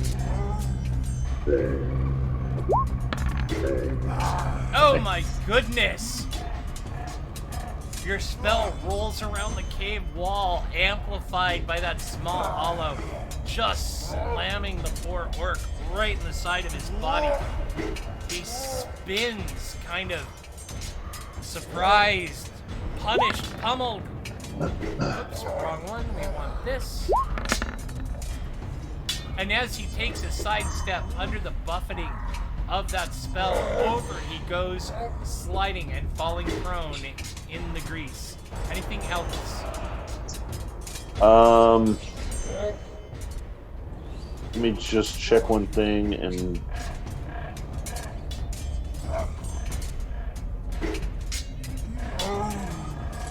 No, that ends my turn. Thank you. Alrighty. The smell of burnt hair, singed flesh, charred wood, cooking orc begins to fill the tunnel. Monk! Get him, Jahan. If I move here and pull out my water skin because it is a grease fire, and I put it and I throw it here, can I light the first 3 guys up?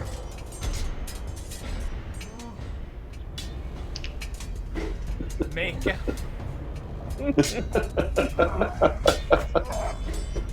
Yeah. What do you want me to roll?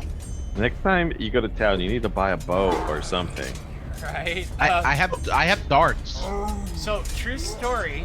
as we work on our Discord server, we're about to go community and we need some rules. So I was telling a certain someone very dear to my heart, yes, I am writing some rules for said Discord server. Her reply, I don't need no rules. I've got Fireball. Alright. That should be on a t-shirt. Yeah, I it should. agree. That's a life motto, man. I don't need Even when we rules. don't I have have fireball, fireball. make it up. Oh, I That's love true. her, but I sleep with one eye open. Alright, so yeah, let's go ahead and make it an acrobatics throw. Oh, that's beautiful.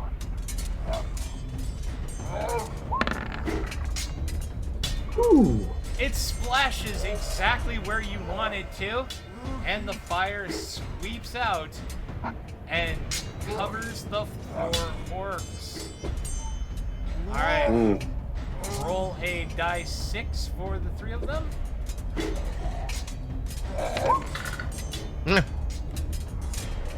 Alright, not a lot of damage as they kind of hot foot and dance around. Oops, I gotta put that in. Oh, there we go.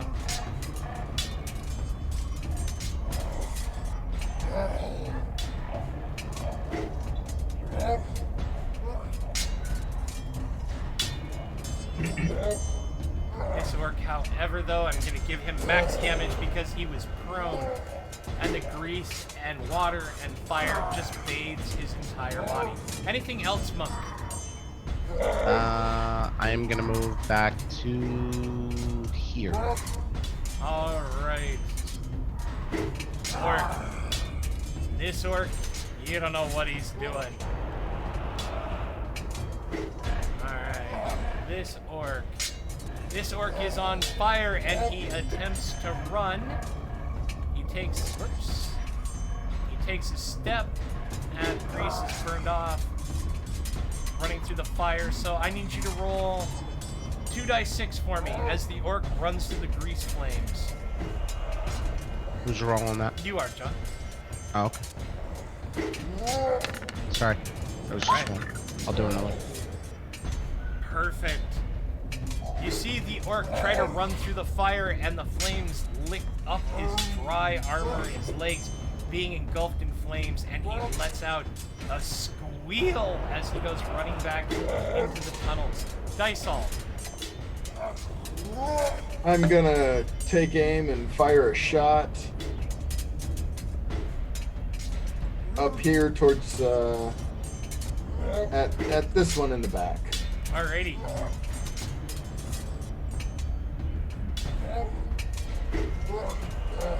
Oh. So 15. Your arrow sails out and punches into the orc's chest as he frantically stomps on the fire at his feet, trying to put it out. 17. It sinks deep, and there is a wet aspiration as blood comes bubbling out of his mouth, and he sinks back onto that cot and expires, his body blackening and crisping. I'm gonna step through Finn. Yay, finally killed somebody. I've killed 2 people now. And attempt stealth. Alright.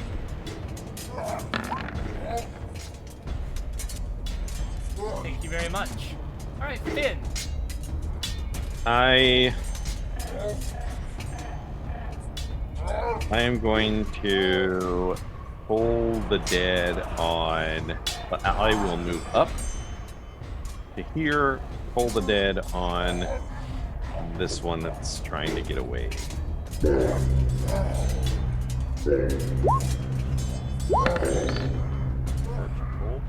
Oh, roll that damage as the orc is beating the fire off of his legs, cursing and frantic. Your spell rolls over him, and it It's just a is ones.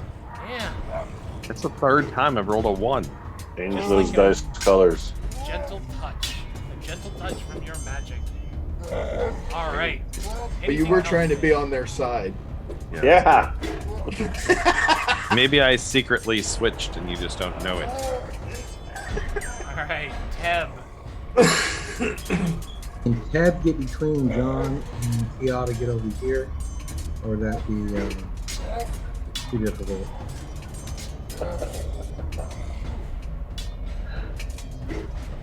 Say that again, I think- Deb? Can Ted get around Theo and John to get to this spot here? Absolutely. You'd have to clamber over the ogre. Okay. So Ted's gonna go to here, and can I get a 5 by 30? 5 by 30 wall.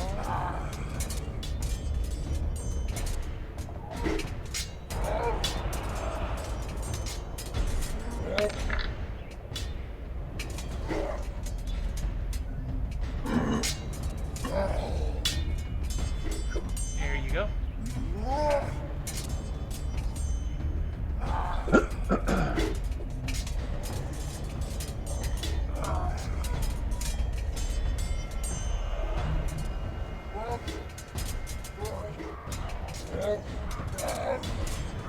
So Ted's gonna go for these two and hope the backsplash can pop this guy as well.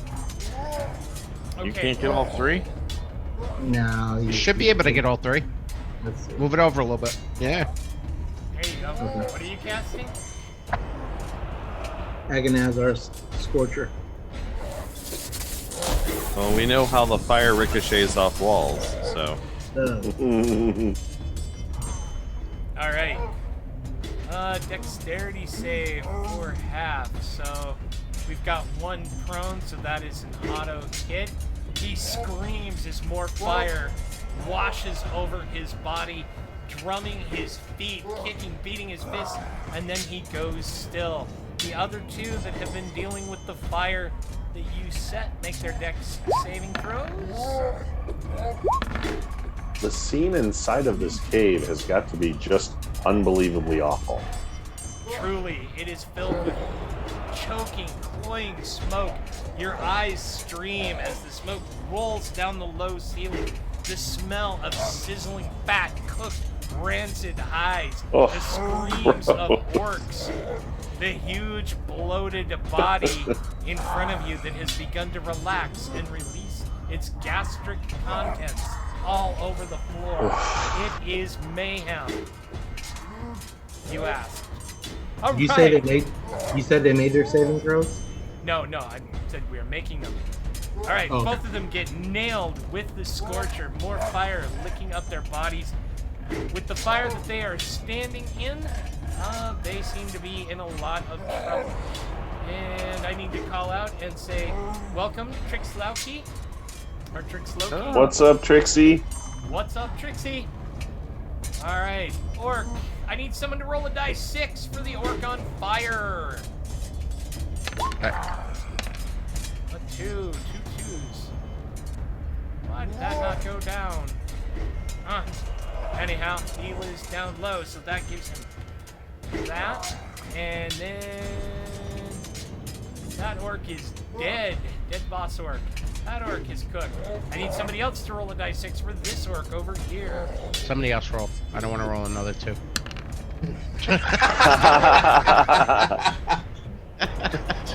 You can't program or you can't plan content like that. Yeah. All right, so he's kicking, and he also falls prone as the fire just laps up his body. He is giving up the fight. This one has cooked and has died in the flames. Teal. Hey, Charlie. Yeah. This one that was prone here that's still alive. Did he take half damage on the Scorcher? No. The one that was prone died.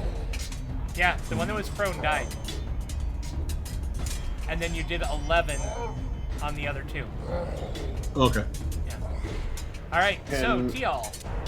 Can I get through here without taking fire damage, or is the fire still in No, this the little fire choke? the fire has gone out, although the barricade, now charred and blackened, is still an effective barrier. The fire is still burning over here on the last remnants of the grease. You can clamber over the ogre. He counts as difficult terrain. Okay. So Light that up again. Okay, I think I can get to here.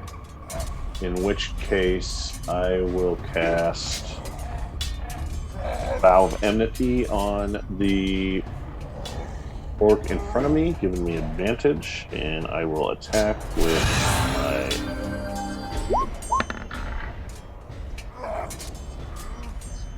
Very hard to hit a prone burning orc. Roll damage, or to miss hitting a prone burning orc. And you casually extend your sword, put the tip to the orc's throat, and apply the coup de grace. The body falls still from its wailing and beating and kicking. Granted the peace, or granted the mercy of final peace at your hand, Paladin. Anything else? No, not at the moment. All right, Jahan. You said the ogre is difficult terrain? The ogre is difficult terrain. The last of the grease fire fitfully trickles away and disappears. The room is filled with thick, choking, eye-blinding smoke. Right, that's 35 feet of movement. I'm gonna attack him once with my quarterstaff. All right. You lash out and crack him on the back as he's still bent over, dealing with all of his wounds. Go ahead and roll damage. With a loud cronk, you split his skull open. The body slumps forward with a thud. And 1, 2. And I am going to take my second attack, my unarmed attack, on this guy here.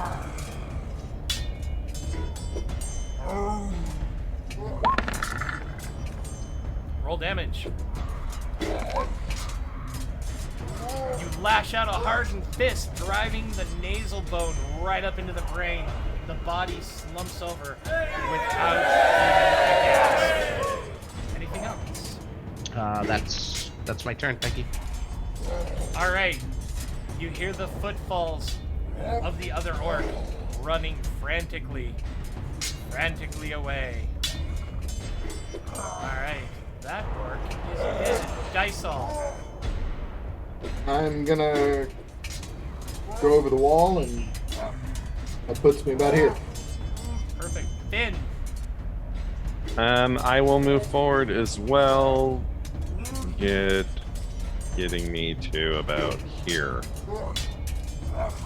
I will take a dash action. All right. Getting me to about here. Perfect. You catch a narrow glimpse of the orc seeming to run into like some tent structure at the back of one of the caves. All right, Teb. Teb's gonna hurl around the ogre and end up about here. Perfect. Kial.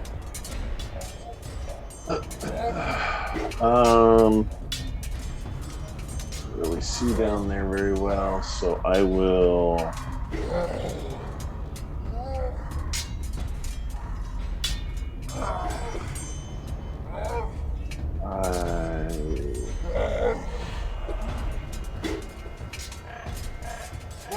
I will come to here, and I will cast Toll the Dead on this feller in the distance. I'm gonna teach you Toll the Dead on our next long rest, John. Shit. You can stop throwing rocks and sticks. It's okay. Okay, 6. I was like, 12. Oh my gosh.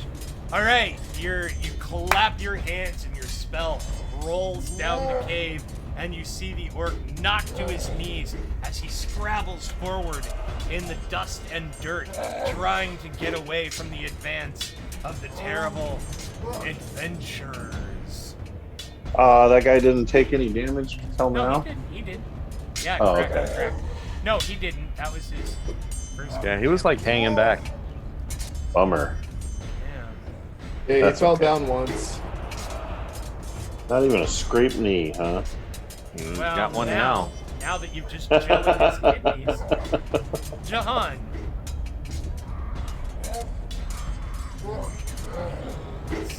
covered in spatterings of barbecued orc.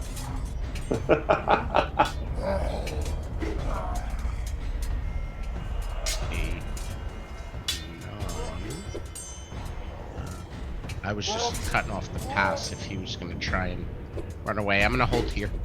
All right. Really in the mood for Did some you- brisket now. Did you go down? Did you go down south? Yep. I didn't know if it would like come around, you know. I was thinking about doing that myself.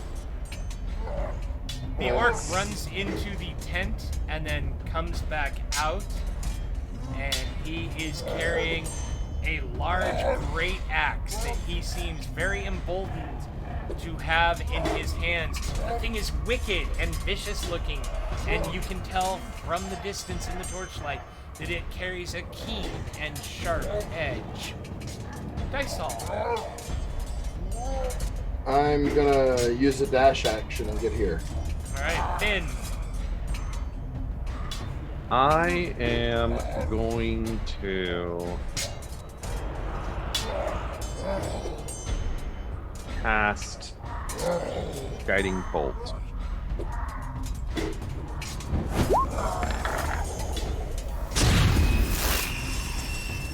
The orc throws himself off to the side, and your magic impacts against the high tent at the back of the cogwheel.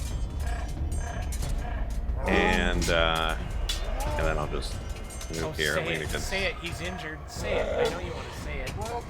I can't tell the dead. I used my action, so I'll just lean against the wall. Oh, cantrip bonus. Yeah, right. Lean again.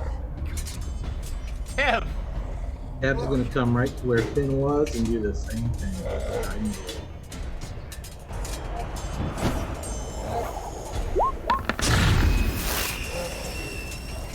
Alright, the guiding bolt Yay! sails out, smashes into the orc. Go ahead and roll damage. Wow. On. Wow. Love seeing all those That's dice. a lot of damage. Very good, very good.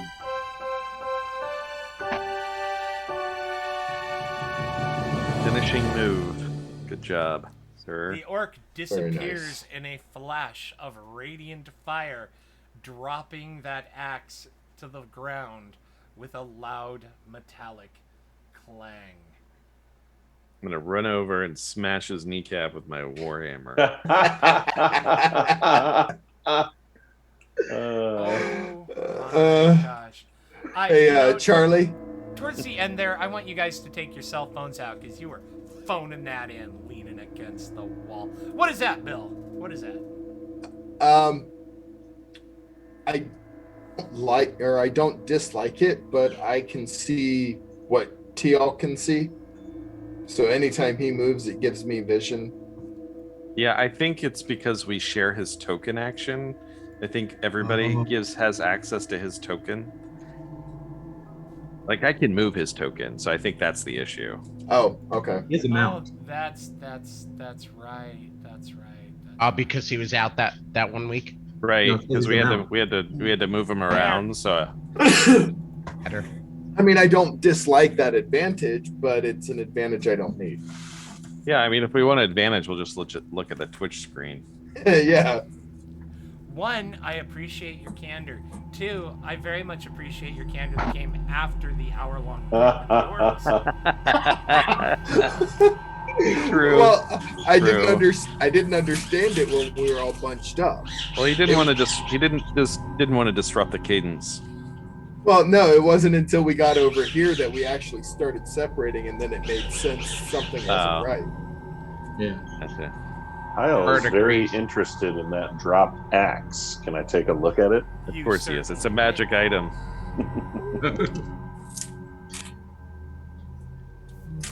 All right, you pick the axe up, and it is crude. It's made of dark iron. The edge is wickedly sharp. It's got a good heft and a good balance to it. When you swing it, you know, it just feels much lighter than it is. Like you could swing this thing all day. And it does have a slightly slippery electric feel to it when you hold it. Not like it's gonna slip out of your grasp, but just the feel of the metal is slightly alive, as though you were holding a living creature. Candor is truth, Ross. It is the truth. I will is it a detect. one-handed? I will cast detect magic as a ritual. All right. Running a little short on my spell slots. Yeah, so Sounds good. You take the 10 minutes and cast that spell, and you... Yes, indeed, it is a great axe +1. Are great axes one-handed or two-handed? Two. 1, I thought. Let me check. I think it's 2. battle axes are 1. Yeah, I thought great axe was 2. As I use a shield, I cannot use this weapon. Is there anybody that wants to wield a two-handed axe? Not I. Give it to the halfling. Mm-hmm. I'll put it in my bag. Yeah, heavy, two-handed. I'd be bigger than you. It is bigger than him.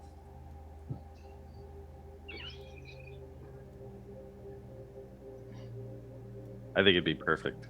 I'll carry it around with 2/3 of the half sticking, like making me appear 6 feet tall. It's like a chihuahua carrying a baseball bat. Welcome, Arlad. Arlad MSDB88. Thank you for joining us. Welcome. All right, so who gets the magic great axe? Not it. Dysel took it. Um, I can sling it over my shoulder if you want. Whatever. or we mean, could use it to sling sell. it over your shoulder, and then you could switch out between sword and board and pull out the great axe when you Yeah, want to do more that's- damage. I mean, That's true. I don't know that it does all that much more damage than my longsword, though. it probably does D12. Jahan, are you any think good with a it's- sling? I'm not proficient in one, but I'm sure I'll pick up a short or a longbow once we okay. get somewhere. Because Carly, is somebody there doesn't like anything- me throwing darts, you know. Is there anything that what? Is there anything within 30 feet of me that might be glowing since I did cast detect magic? Anything else in the room? No, just the just the great axe is the only thing that was glowing. Well, I will sling it. Oops, that's not what I wanted to do. I will sling it over my back for now, and All right. So let me pull it out of the compendium. All right. No, I'd like to maybe search this area over here where it looks like there's some open boxes and crates and stuff. Yeah, I'm gonna do an Okay. investigation where I'm at. All right. For this, the orcs have not made any great effort to hide their booty or their loot, and it takes you some time. Indeed, it being night, it might be a good place to bed down for the Sure. evening while you search through the remarkably well-lit cavern. You find multiple boxes and crates of looted foodstuffs, supplies that look like maybe they were taken from farmsteads and small compounds further to the east or higher up in the mountains. You do find, after searching, however, you find a small treasure chest back inside the hide tent where the chieftain had been sleeping. A quick investigation reveals that it is not trapped, nor is it locked, such things being outside of the ken and understanding of this particular clan of orcs.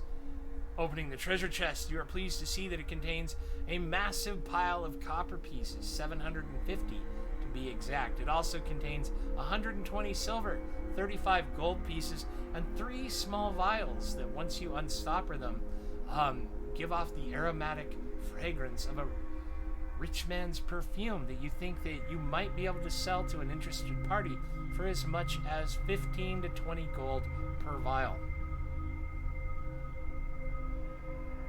Did anybody get that, or do I need to write Got it. Okay. I would also, as I was running over here to smash the dead orc's knee in, I happened to notice that there appeared to be something going on down here where John's at. So I'd like to join him in Yeah. searching this room. Search this area. More supplies looted from the farmsteads elsewhere. Can I find a Oh, Can I find a water skin that I doused in the flames? Is there one there? sure. You find Awesome. a crude hide and hair water skin. Serviceable. It's watertight. Obviously made from the stomach of something or other. Nice. All right. A large joint of some sort of game animal, maybe like a muskox or a reindeer, is cooking over a low fire.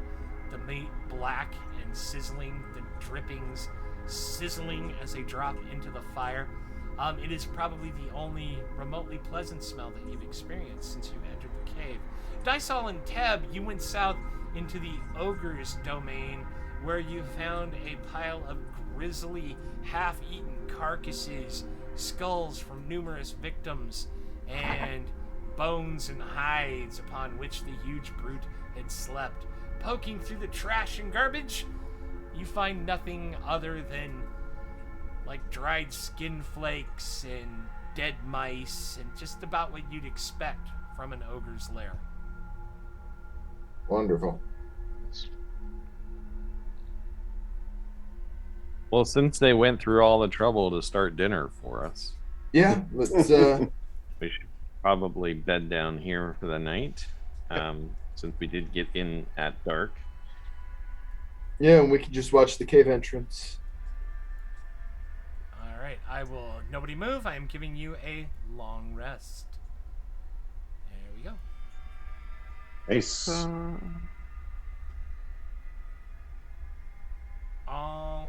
Alrighty. So the morning dawns. You hear the chirping of birds outside of the cave mouth. The gurgling of the river.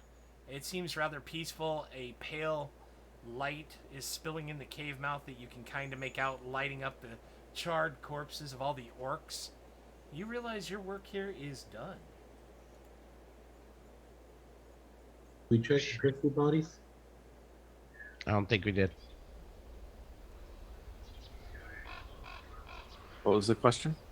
Oh, the bodies at the front door? Yeah, did we search all the dead bodies? No, I don't think we did. I guess we can search them on the way out as we get ready to head back to town. Yeah. Is there anything we were supposed to do here other than investigate the rumor that there was some orcs harassing people? No, I think that was it. Yeah, so And I think we've not only Harmon's question to do that, but also maybe the bounty for the orcs. So I don't know if maybe we want to take a head or two, or even the troll, the ogre's head with us. Maybe we could Ears. just take their teeth or something, like some fangs. Ears or teeth or something. Yeah, Ashes. Those are easy. take up less pocket space. We want to check the area outside to make sure there's no other caverns. Kent, Yeah, we should check that on the way out. was there anything on the ogre? Oh, we did not check. No. Yep. Other than the loincloth and the big tree trunk, no. Guys, the loincloth. Oh yeah. Did you just check under the loincloth? No, I said dice hawk and have the loincloth. Yeah, don't check under the loincloth. Do not check under the loincloth. Oh no. What is this? He's been sitting in some fire for some time too. Who knows what you'll find? All right, searching through the orcs' bodies, No, you don't find anything. They were lounging about their hideout, their fort, if you will. So again, they didn't have their wealth on them. And a quick look at where they were sleeping, etc. You feel like you got it all in the treasure chest. Wonderful. All right. We'll head out. Now, the question is, do you want to go back to town first? Or, well, it's a little bit of a ways. Or do you want to go back to the old owl well to see? Well, we haven't found the banshee yet. And that's what he wants us to do. I would say either we go to the banshee or go back to town. And I would say let's go find the banshee. Just had a Then long rest. Yeah. Yeah, which way's the banshee again? North, up on the Tribord Trail. Connorberry? Yeah, Coneyberry. And you realize Coneyberry. that's going to be at least a full day's travel to get there. Yes. Any experience for the orc or ogre? Or we want to do that at the end? I'll give it to you now.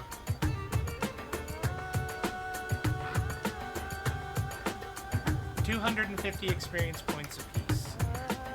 Yeah.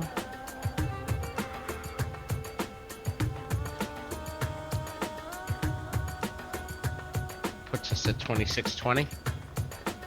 Yep. Very, very close. what is it? 3,000 for the next one? 2700. 27. Oh boy. And that will put you at 4th level. We need to find an encounter on our way to Coneyberry. Just like, Stop by the owl well and kill off a couple zombies on the way. Hey, Let's Harvey! have a zombie liver again. Hello, welcome Just back. keep them coming. Keep them coming, buddy. Oh my gosh. All right. What is your plan? What is your intention? What are you doing? We need to head to Coneyberry. Yeah, let's go find this banshee. Kyle is incredibly excited to see a banshee, as he has never seen one before. All right. You stop at the whole Old Owl Well to let Harmon Cost know that you have dealt with the problem. Yeah, let's do that. Let's do that. Let him know Yeah. that he doesn't have to worry about the orcs. All right. Harmon is sitting by the well. He's reading a book and munching on what looks to be a dried apple. When you approach around midday after your long trek north from Worthen Tor, he looks up, he closes the book, and he says, "You have returned. Am I to think that the orcs have been dealt with?" Indeed, they have. he hold up an ear. Yeah, we have a whole bag full of teeth. Or teeth. He smiles at you, appreciatively. "Oh, this is excellent news. I am in your debt for making the area safe for my continued researches. What are your next plans, my friends?" We're thinking about heading up towards Coneyberry. "Oh, are you going to seek out the banshee?" We are. Indeed. "Oh, well, don't forget when you go to ask her your question. I am curious who built this tower." We'll be sure to ask her, assuming she gives us the opportunity to do so. For your information, there's a bunch of dead orcs if you want to add to your zombie collection in a cave. He looks south, way off in the distance at those mountains, as you've noticed, a half-day trek, and he's like, "It's very, very far. I don't think so. That's true. And they don't have teeth now. So. Right? They won't be very vicious with the nom-nom-nomming on any enemies. And indeed, I had the zombies to deal with the orcs. The orcs are now no longer a problem. So, it is a win-win." Remember though, when you speak to the Banshee, you should probably have a gift for her, and that you are only going to have the opportunity to ask one question. Very important. Each? That I don't know. What kind of gifts do banshees like? Well, Make a history roll.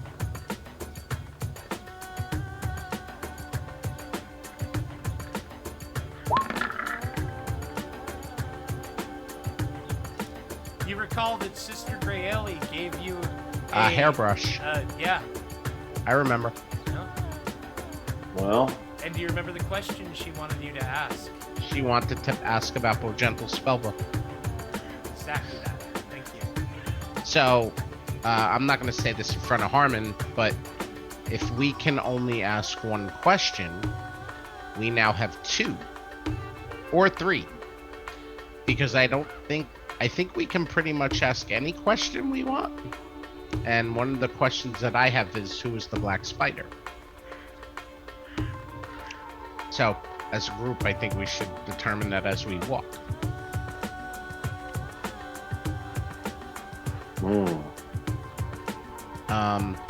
So, well, let's walk and talk. So, I don't want to be in front of Harmon Coast.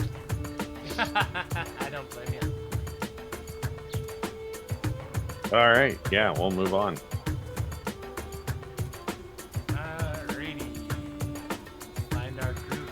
You wend your way through the hills northward, approaching the Tribord Trail once again. Continue forward. So, I think, he teleported. Wow! Okay. Yeah, Well, you didn't say how far. It was about halfway. that's all good. I'm gonna make a dice roll. Well, that's where I'm going. It's Ooh, Oh, boy. boy, oh boy. that's where we're going. So just stop me wherever. we were. I think we were. Yeah. Might be waylaid on the way. I think we're about to become level 4. I think just shut up. My gosh. All right, you force march and set a brisk pace through the game trails. You find the Tribord Trail and the cutoff towards Coneyberry. As the light begins to disappear in the west, here you see the shattered ruins of the village that had been emptied by the depredations of raiders oh so long ago. Alright, let me shift this in and zoom in.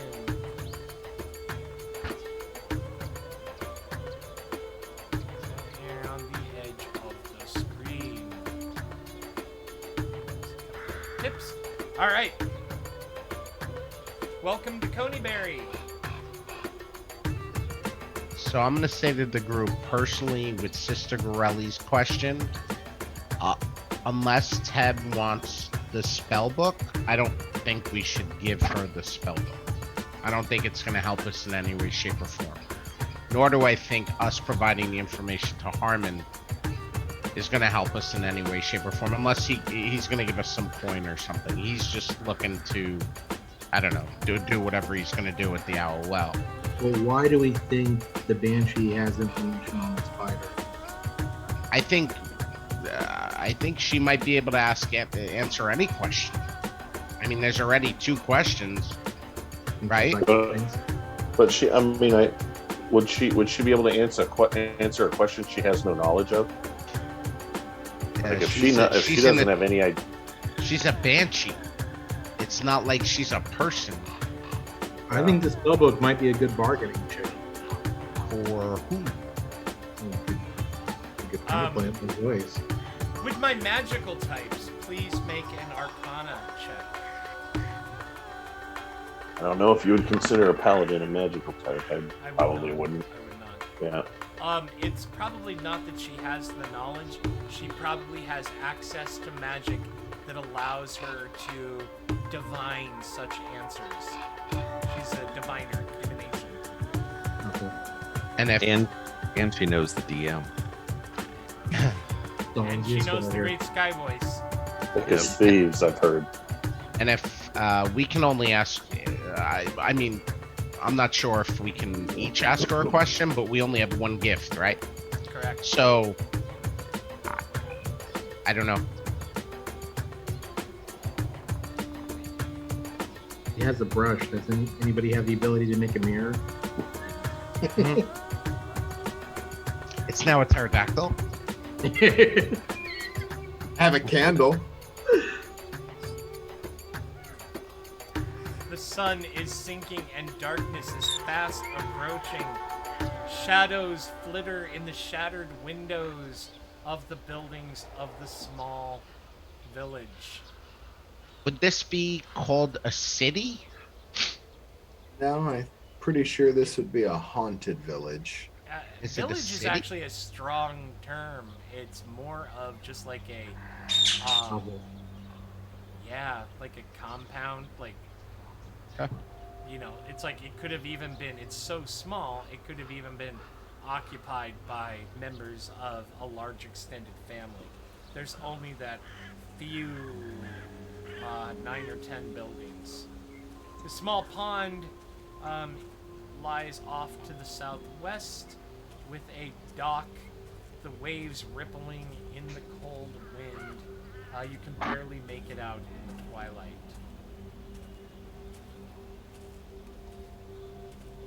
Walk on into the middle of town. All right. The worst that could happen. And can I please ask everybody, don't ask any stupid questions. We don't know if we can ask only one question. Thank you, Rogue.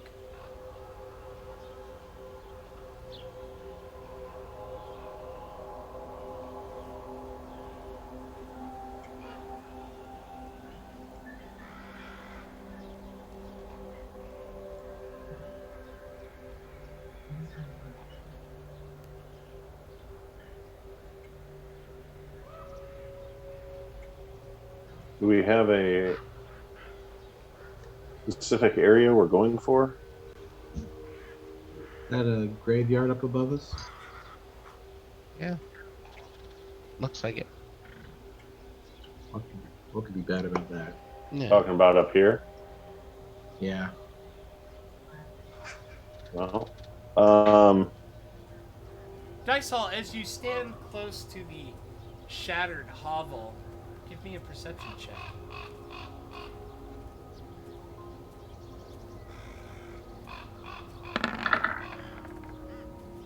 Nope.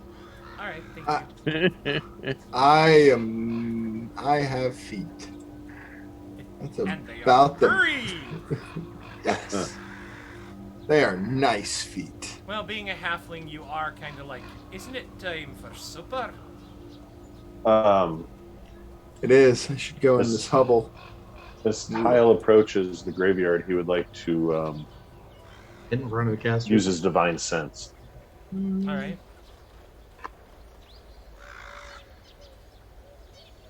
All right, you take a whiff of the air. The graveyard itself smells like wood, weeds and trees and late autumn flowers and floral. However, let me get the ruler. Don't move. 60 feet.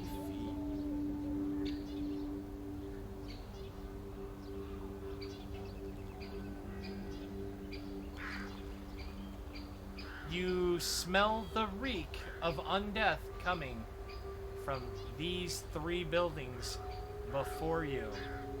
This just okay. I relay this back to the group, saying that there's definitely something evil coming from these buildings to the south of us.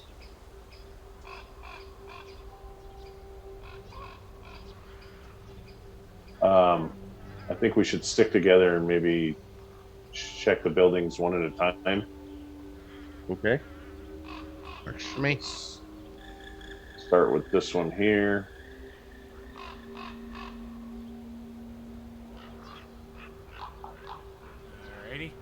As you walk in, back up to the door. I was opening up a thingy. Okay, sorry. All right, no problem. As you walk up to the door, you see in the darkness shambling forms, 3 desiccated human bodies come moving out of the darkness. The zombies approach. Prepare for battle. Everybody move. We're gonna do some.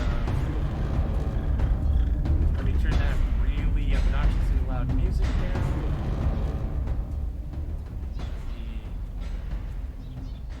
Cue up the proper. There we go. All right, Dysol. As you approach the hovel, the paladin steps his foot upon the stoop, and there is the roar and moan of zombies from within. Looking over the side of the paladin's hip, you see 3 of them in a line come shambling forward, their mouths open, black ichor dripping down their faces, their desiccated fingers with bits of flesh and missing fingernails extended as they come forward inexorably. What would you like to do, Halfling? I'm gonna step up and I'm gonna stab that guy with my short sword. Short like you. You lash out with the short sword. Almost missing, but catching the undead brute. Go ahead and roll damage. Alrighty, you cleave into the zombie's body, and pieces fall and flings away, exposing bone. Anything else you would like to do, Ro? Yes, I'm gonna back up again, using several different things. Halfling nimbleness, so I can move through. Cunning action, rakish audacity, and fancy footwork. All those wonderful things that basically make you impossible to hit. Yes! All And right. go back Yep. into stealth. Perfect. A zombie comes shambling forward with a low moan. Approaching the paladin, he cocks back a fist and swings it right at the paladin, just cracking you on the beak, doing 7 points of bludgeoning damage heal. Another zombie from the back of the hovel comes forward. 1, 2. He also cocks back a fist and attempts to beat on you, paladin. This one also catches you, doing only 4 points of bludgeoning damage. Paladin, your turn to respond. As a bonus action, I will cast Hunter's Mark on the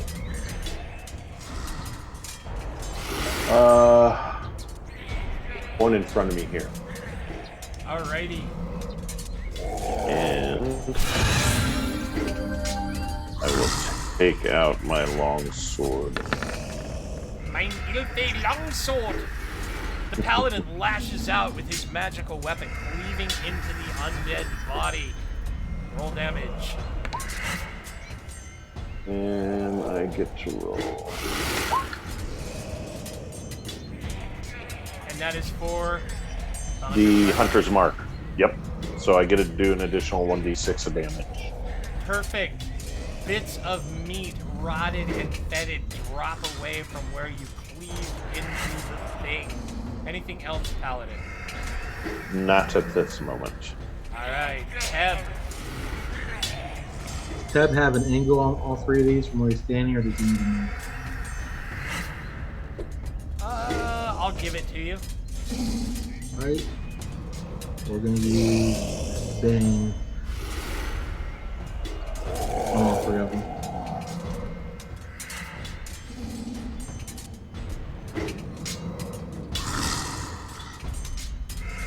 Oh, good grief. Alright, you cast Bane on the zombies. They must make their charisma saving throws. Very apropos. What is your spell DC? My spell DC is 13. Unbelievable. All right, so you see your spell. It goes off and it affects the 2 zombies in the rear. Charismatic zombie. Bane it up. All right, he was a bard in a previous life. Anything else, Deb? No, that's it. Yeah, his nails did. Go ahead, monk.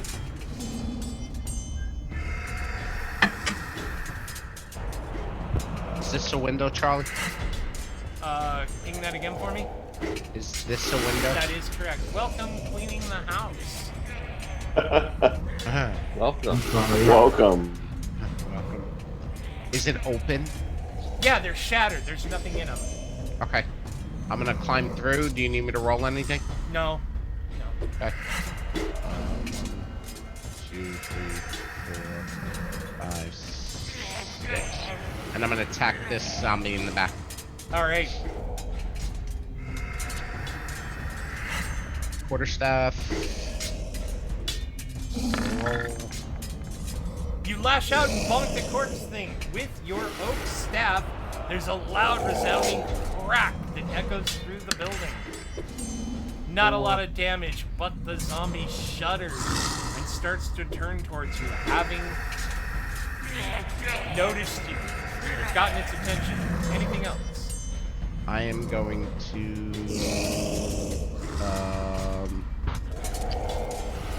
I'm going to take a disengage action. All right. And I am going to move back out the window. Very monk-like. Very monk-like. All right. 1, 2. The zombie comes out, falls, stands up, swings a fist at you, monk. Glad you showed him where the window was. The fist lashes out and connects, bashing you right in the face for 5 points of bludgeoning damage. Finn. Did he do I the- will. Oh, Sorry. What? It's a -4. Dane. Thank you for reminding me.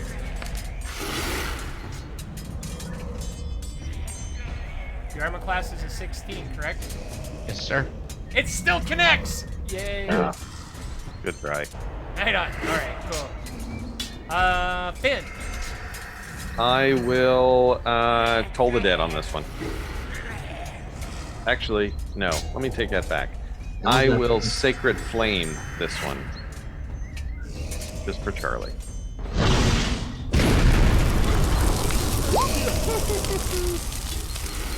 Alright, zombie deck save. Go now.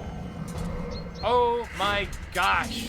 The holy fire slams into the zombie, burning and scorching the flesh.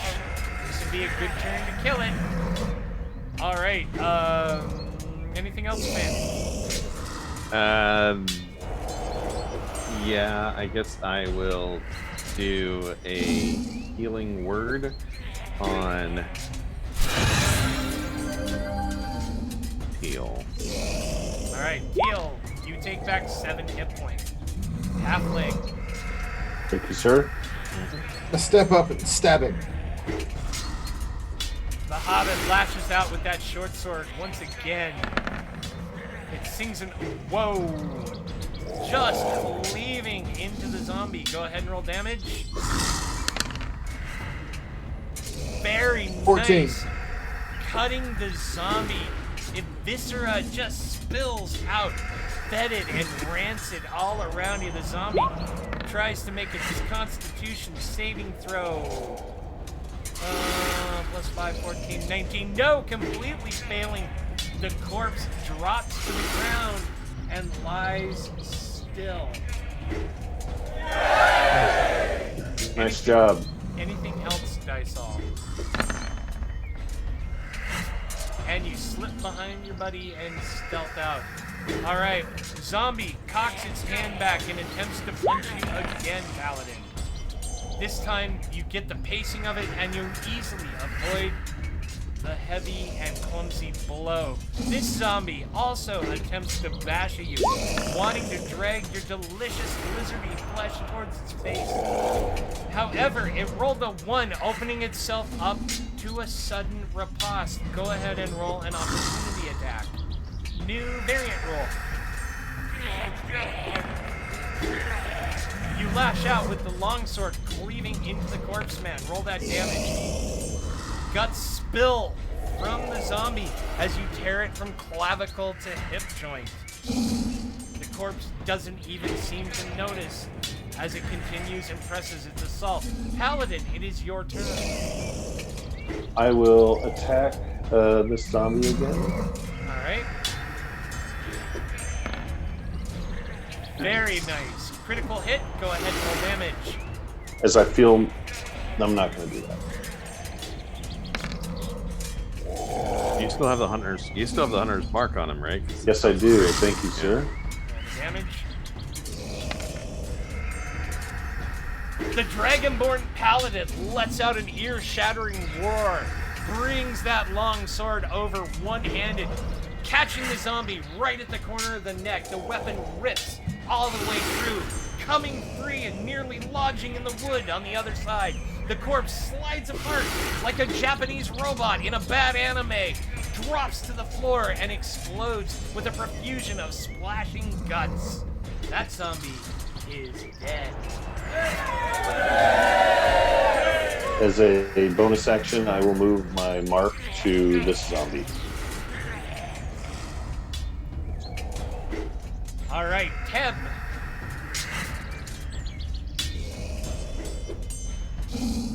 Tab's gonna use Guiding Bolt on that zombie there.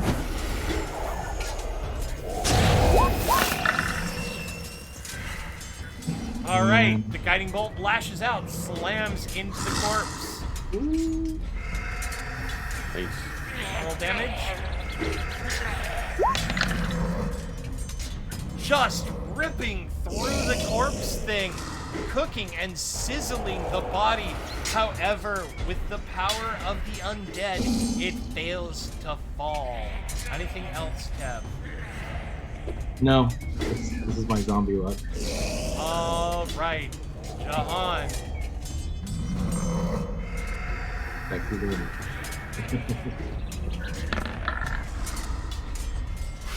Your quarterstaff lashes out, cracking into the corpse. With a loud crack, you split the skull, brains come oozing out. The zombie attempts to make its constitution saving throw. And it does. It makes it. The corpse Does it actually bane? stays with the bane. Would you just stop helping me? Alright. It does not. The corpse drops to the ground and goes. Love the still. Bane. Of the Bane. Huge fan of the Bane. It is at that point, however, as you feel that you have won this battle, you hear other noises, other howls and growls coming from all of the buildings in the village. You begin to see shapes coming through the doorways and appearing in the windows in the twilight. Indeed, you have, through your actions, awoken the dead. Welcome to Coneyberry, boys. We'll figure this one out next week when we return to Lost Mines of Phandelver, a Twitch experiment. Hey, how much is 3 zombies at Earth experience-wise? Oh my gosh! 80, 30 experience.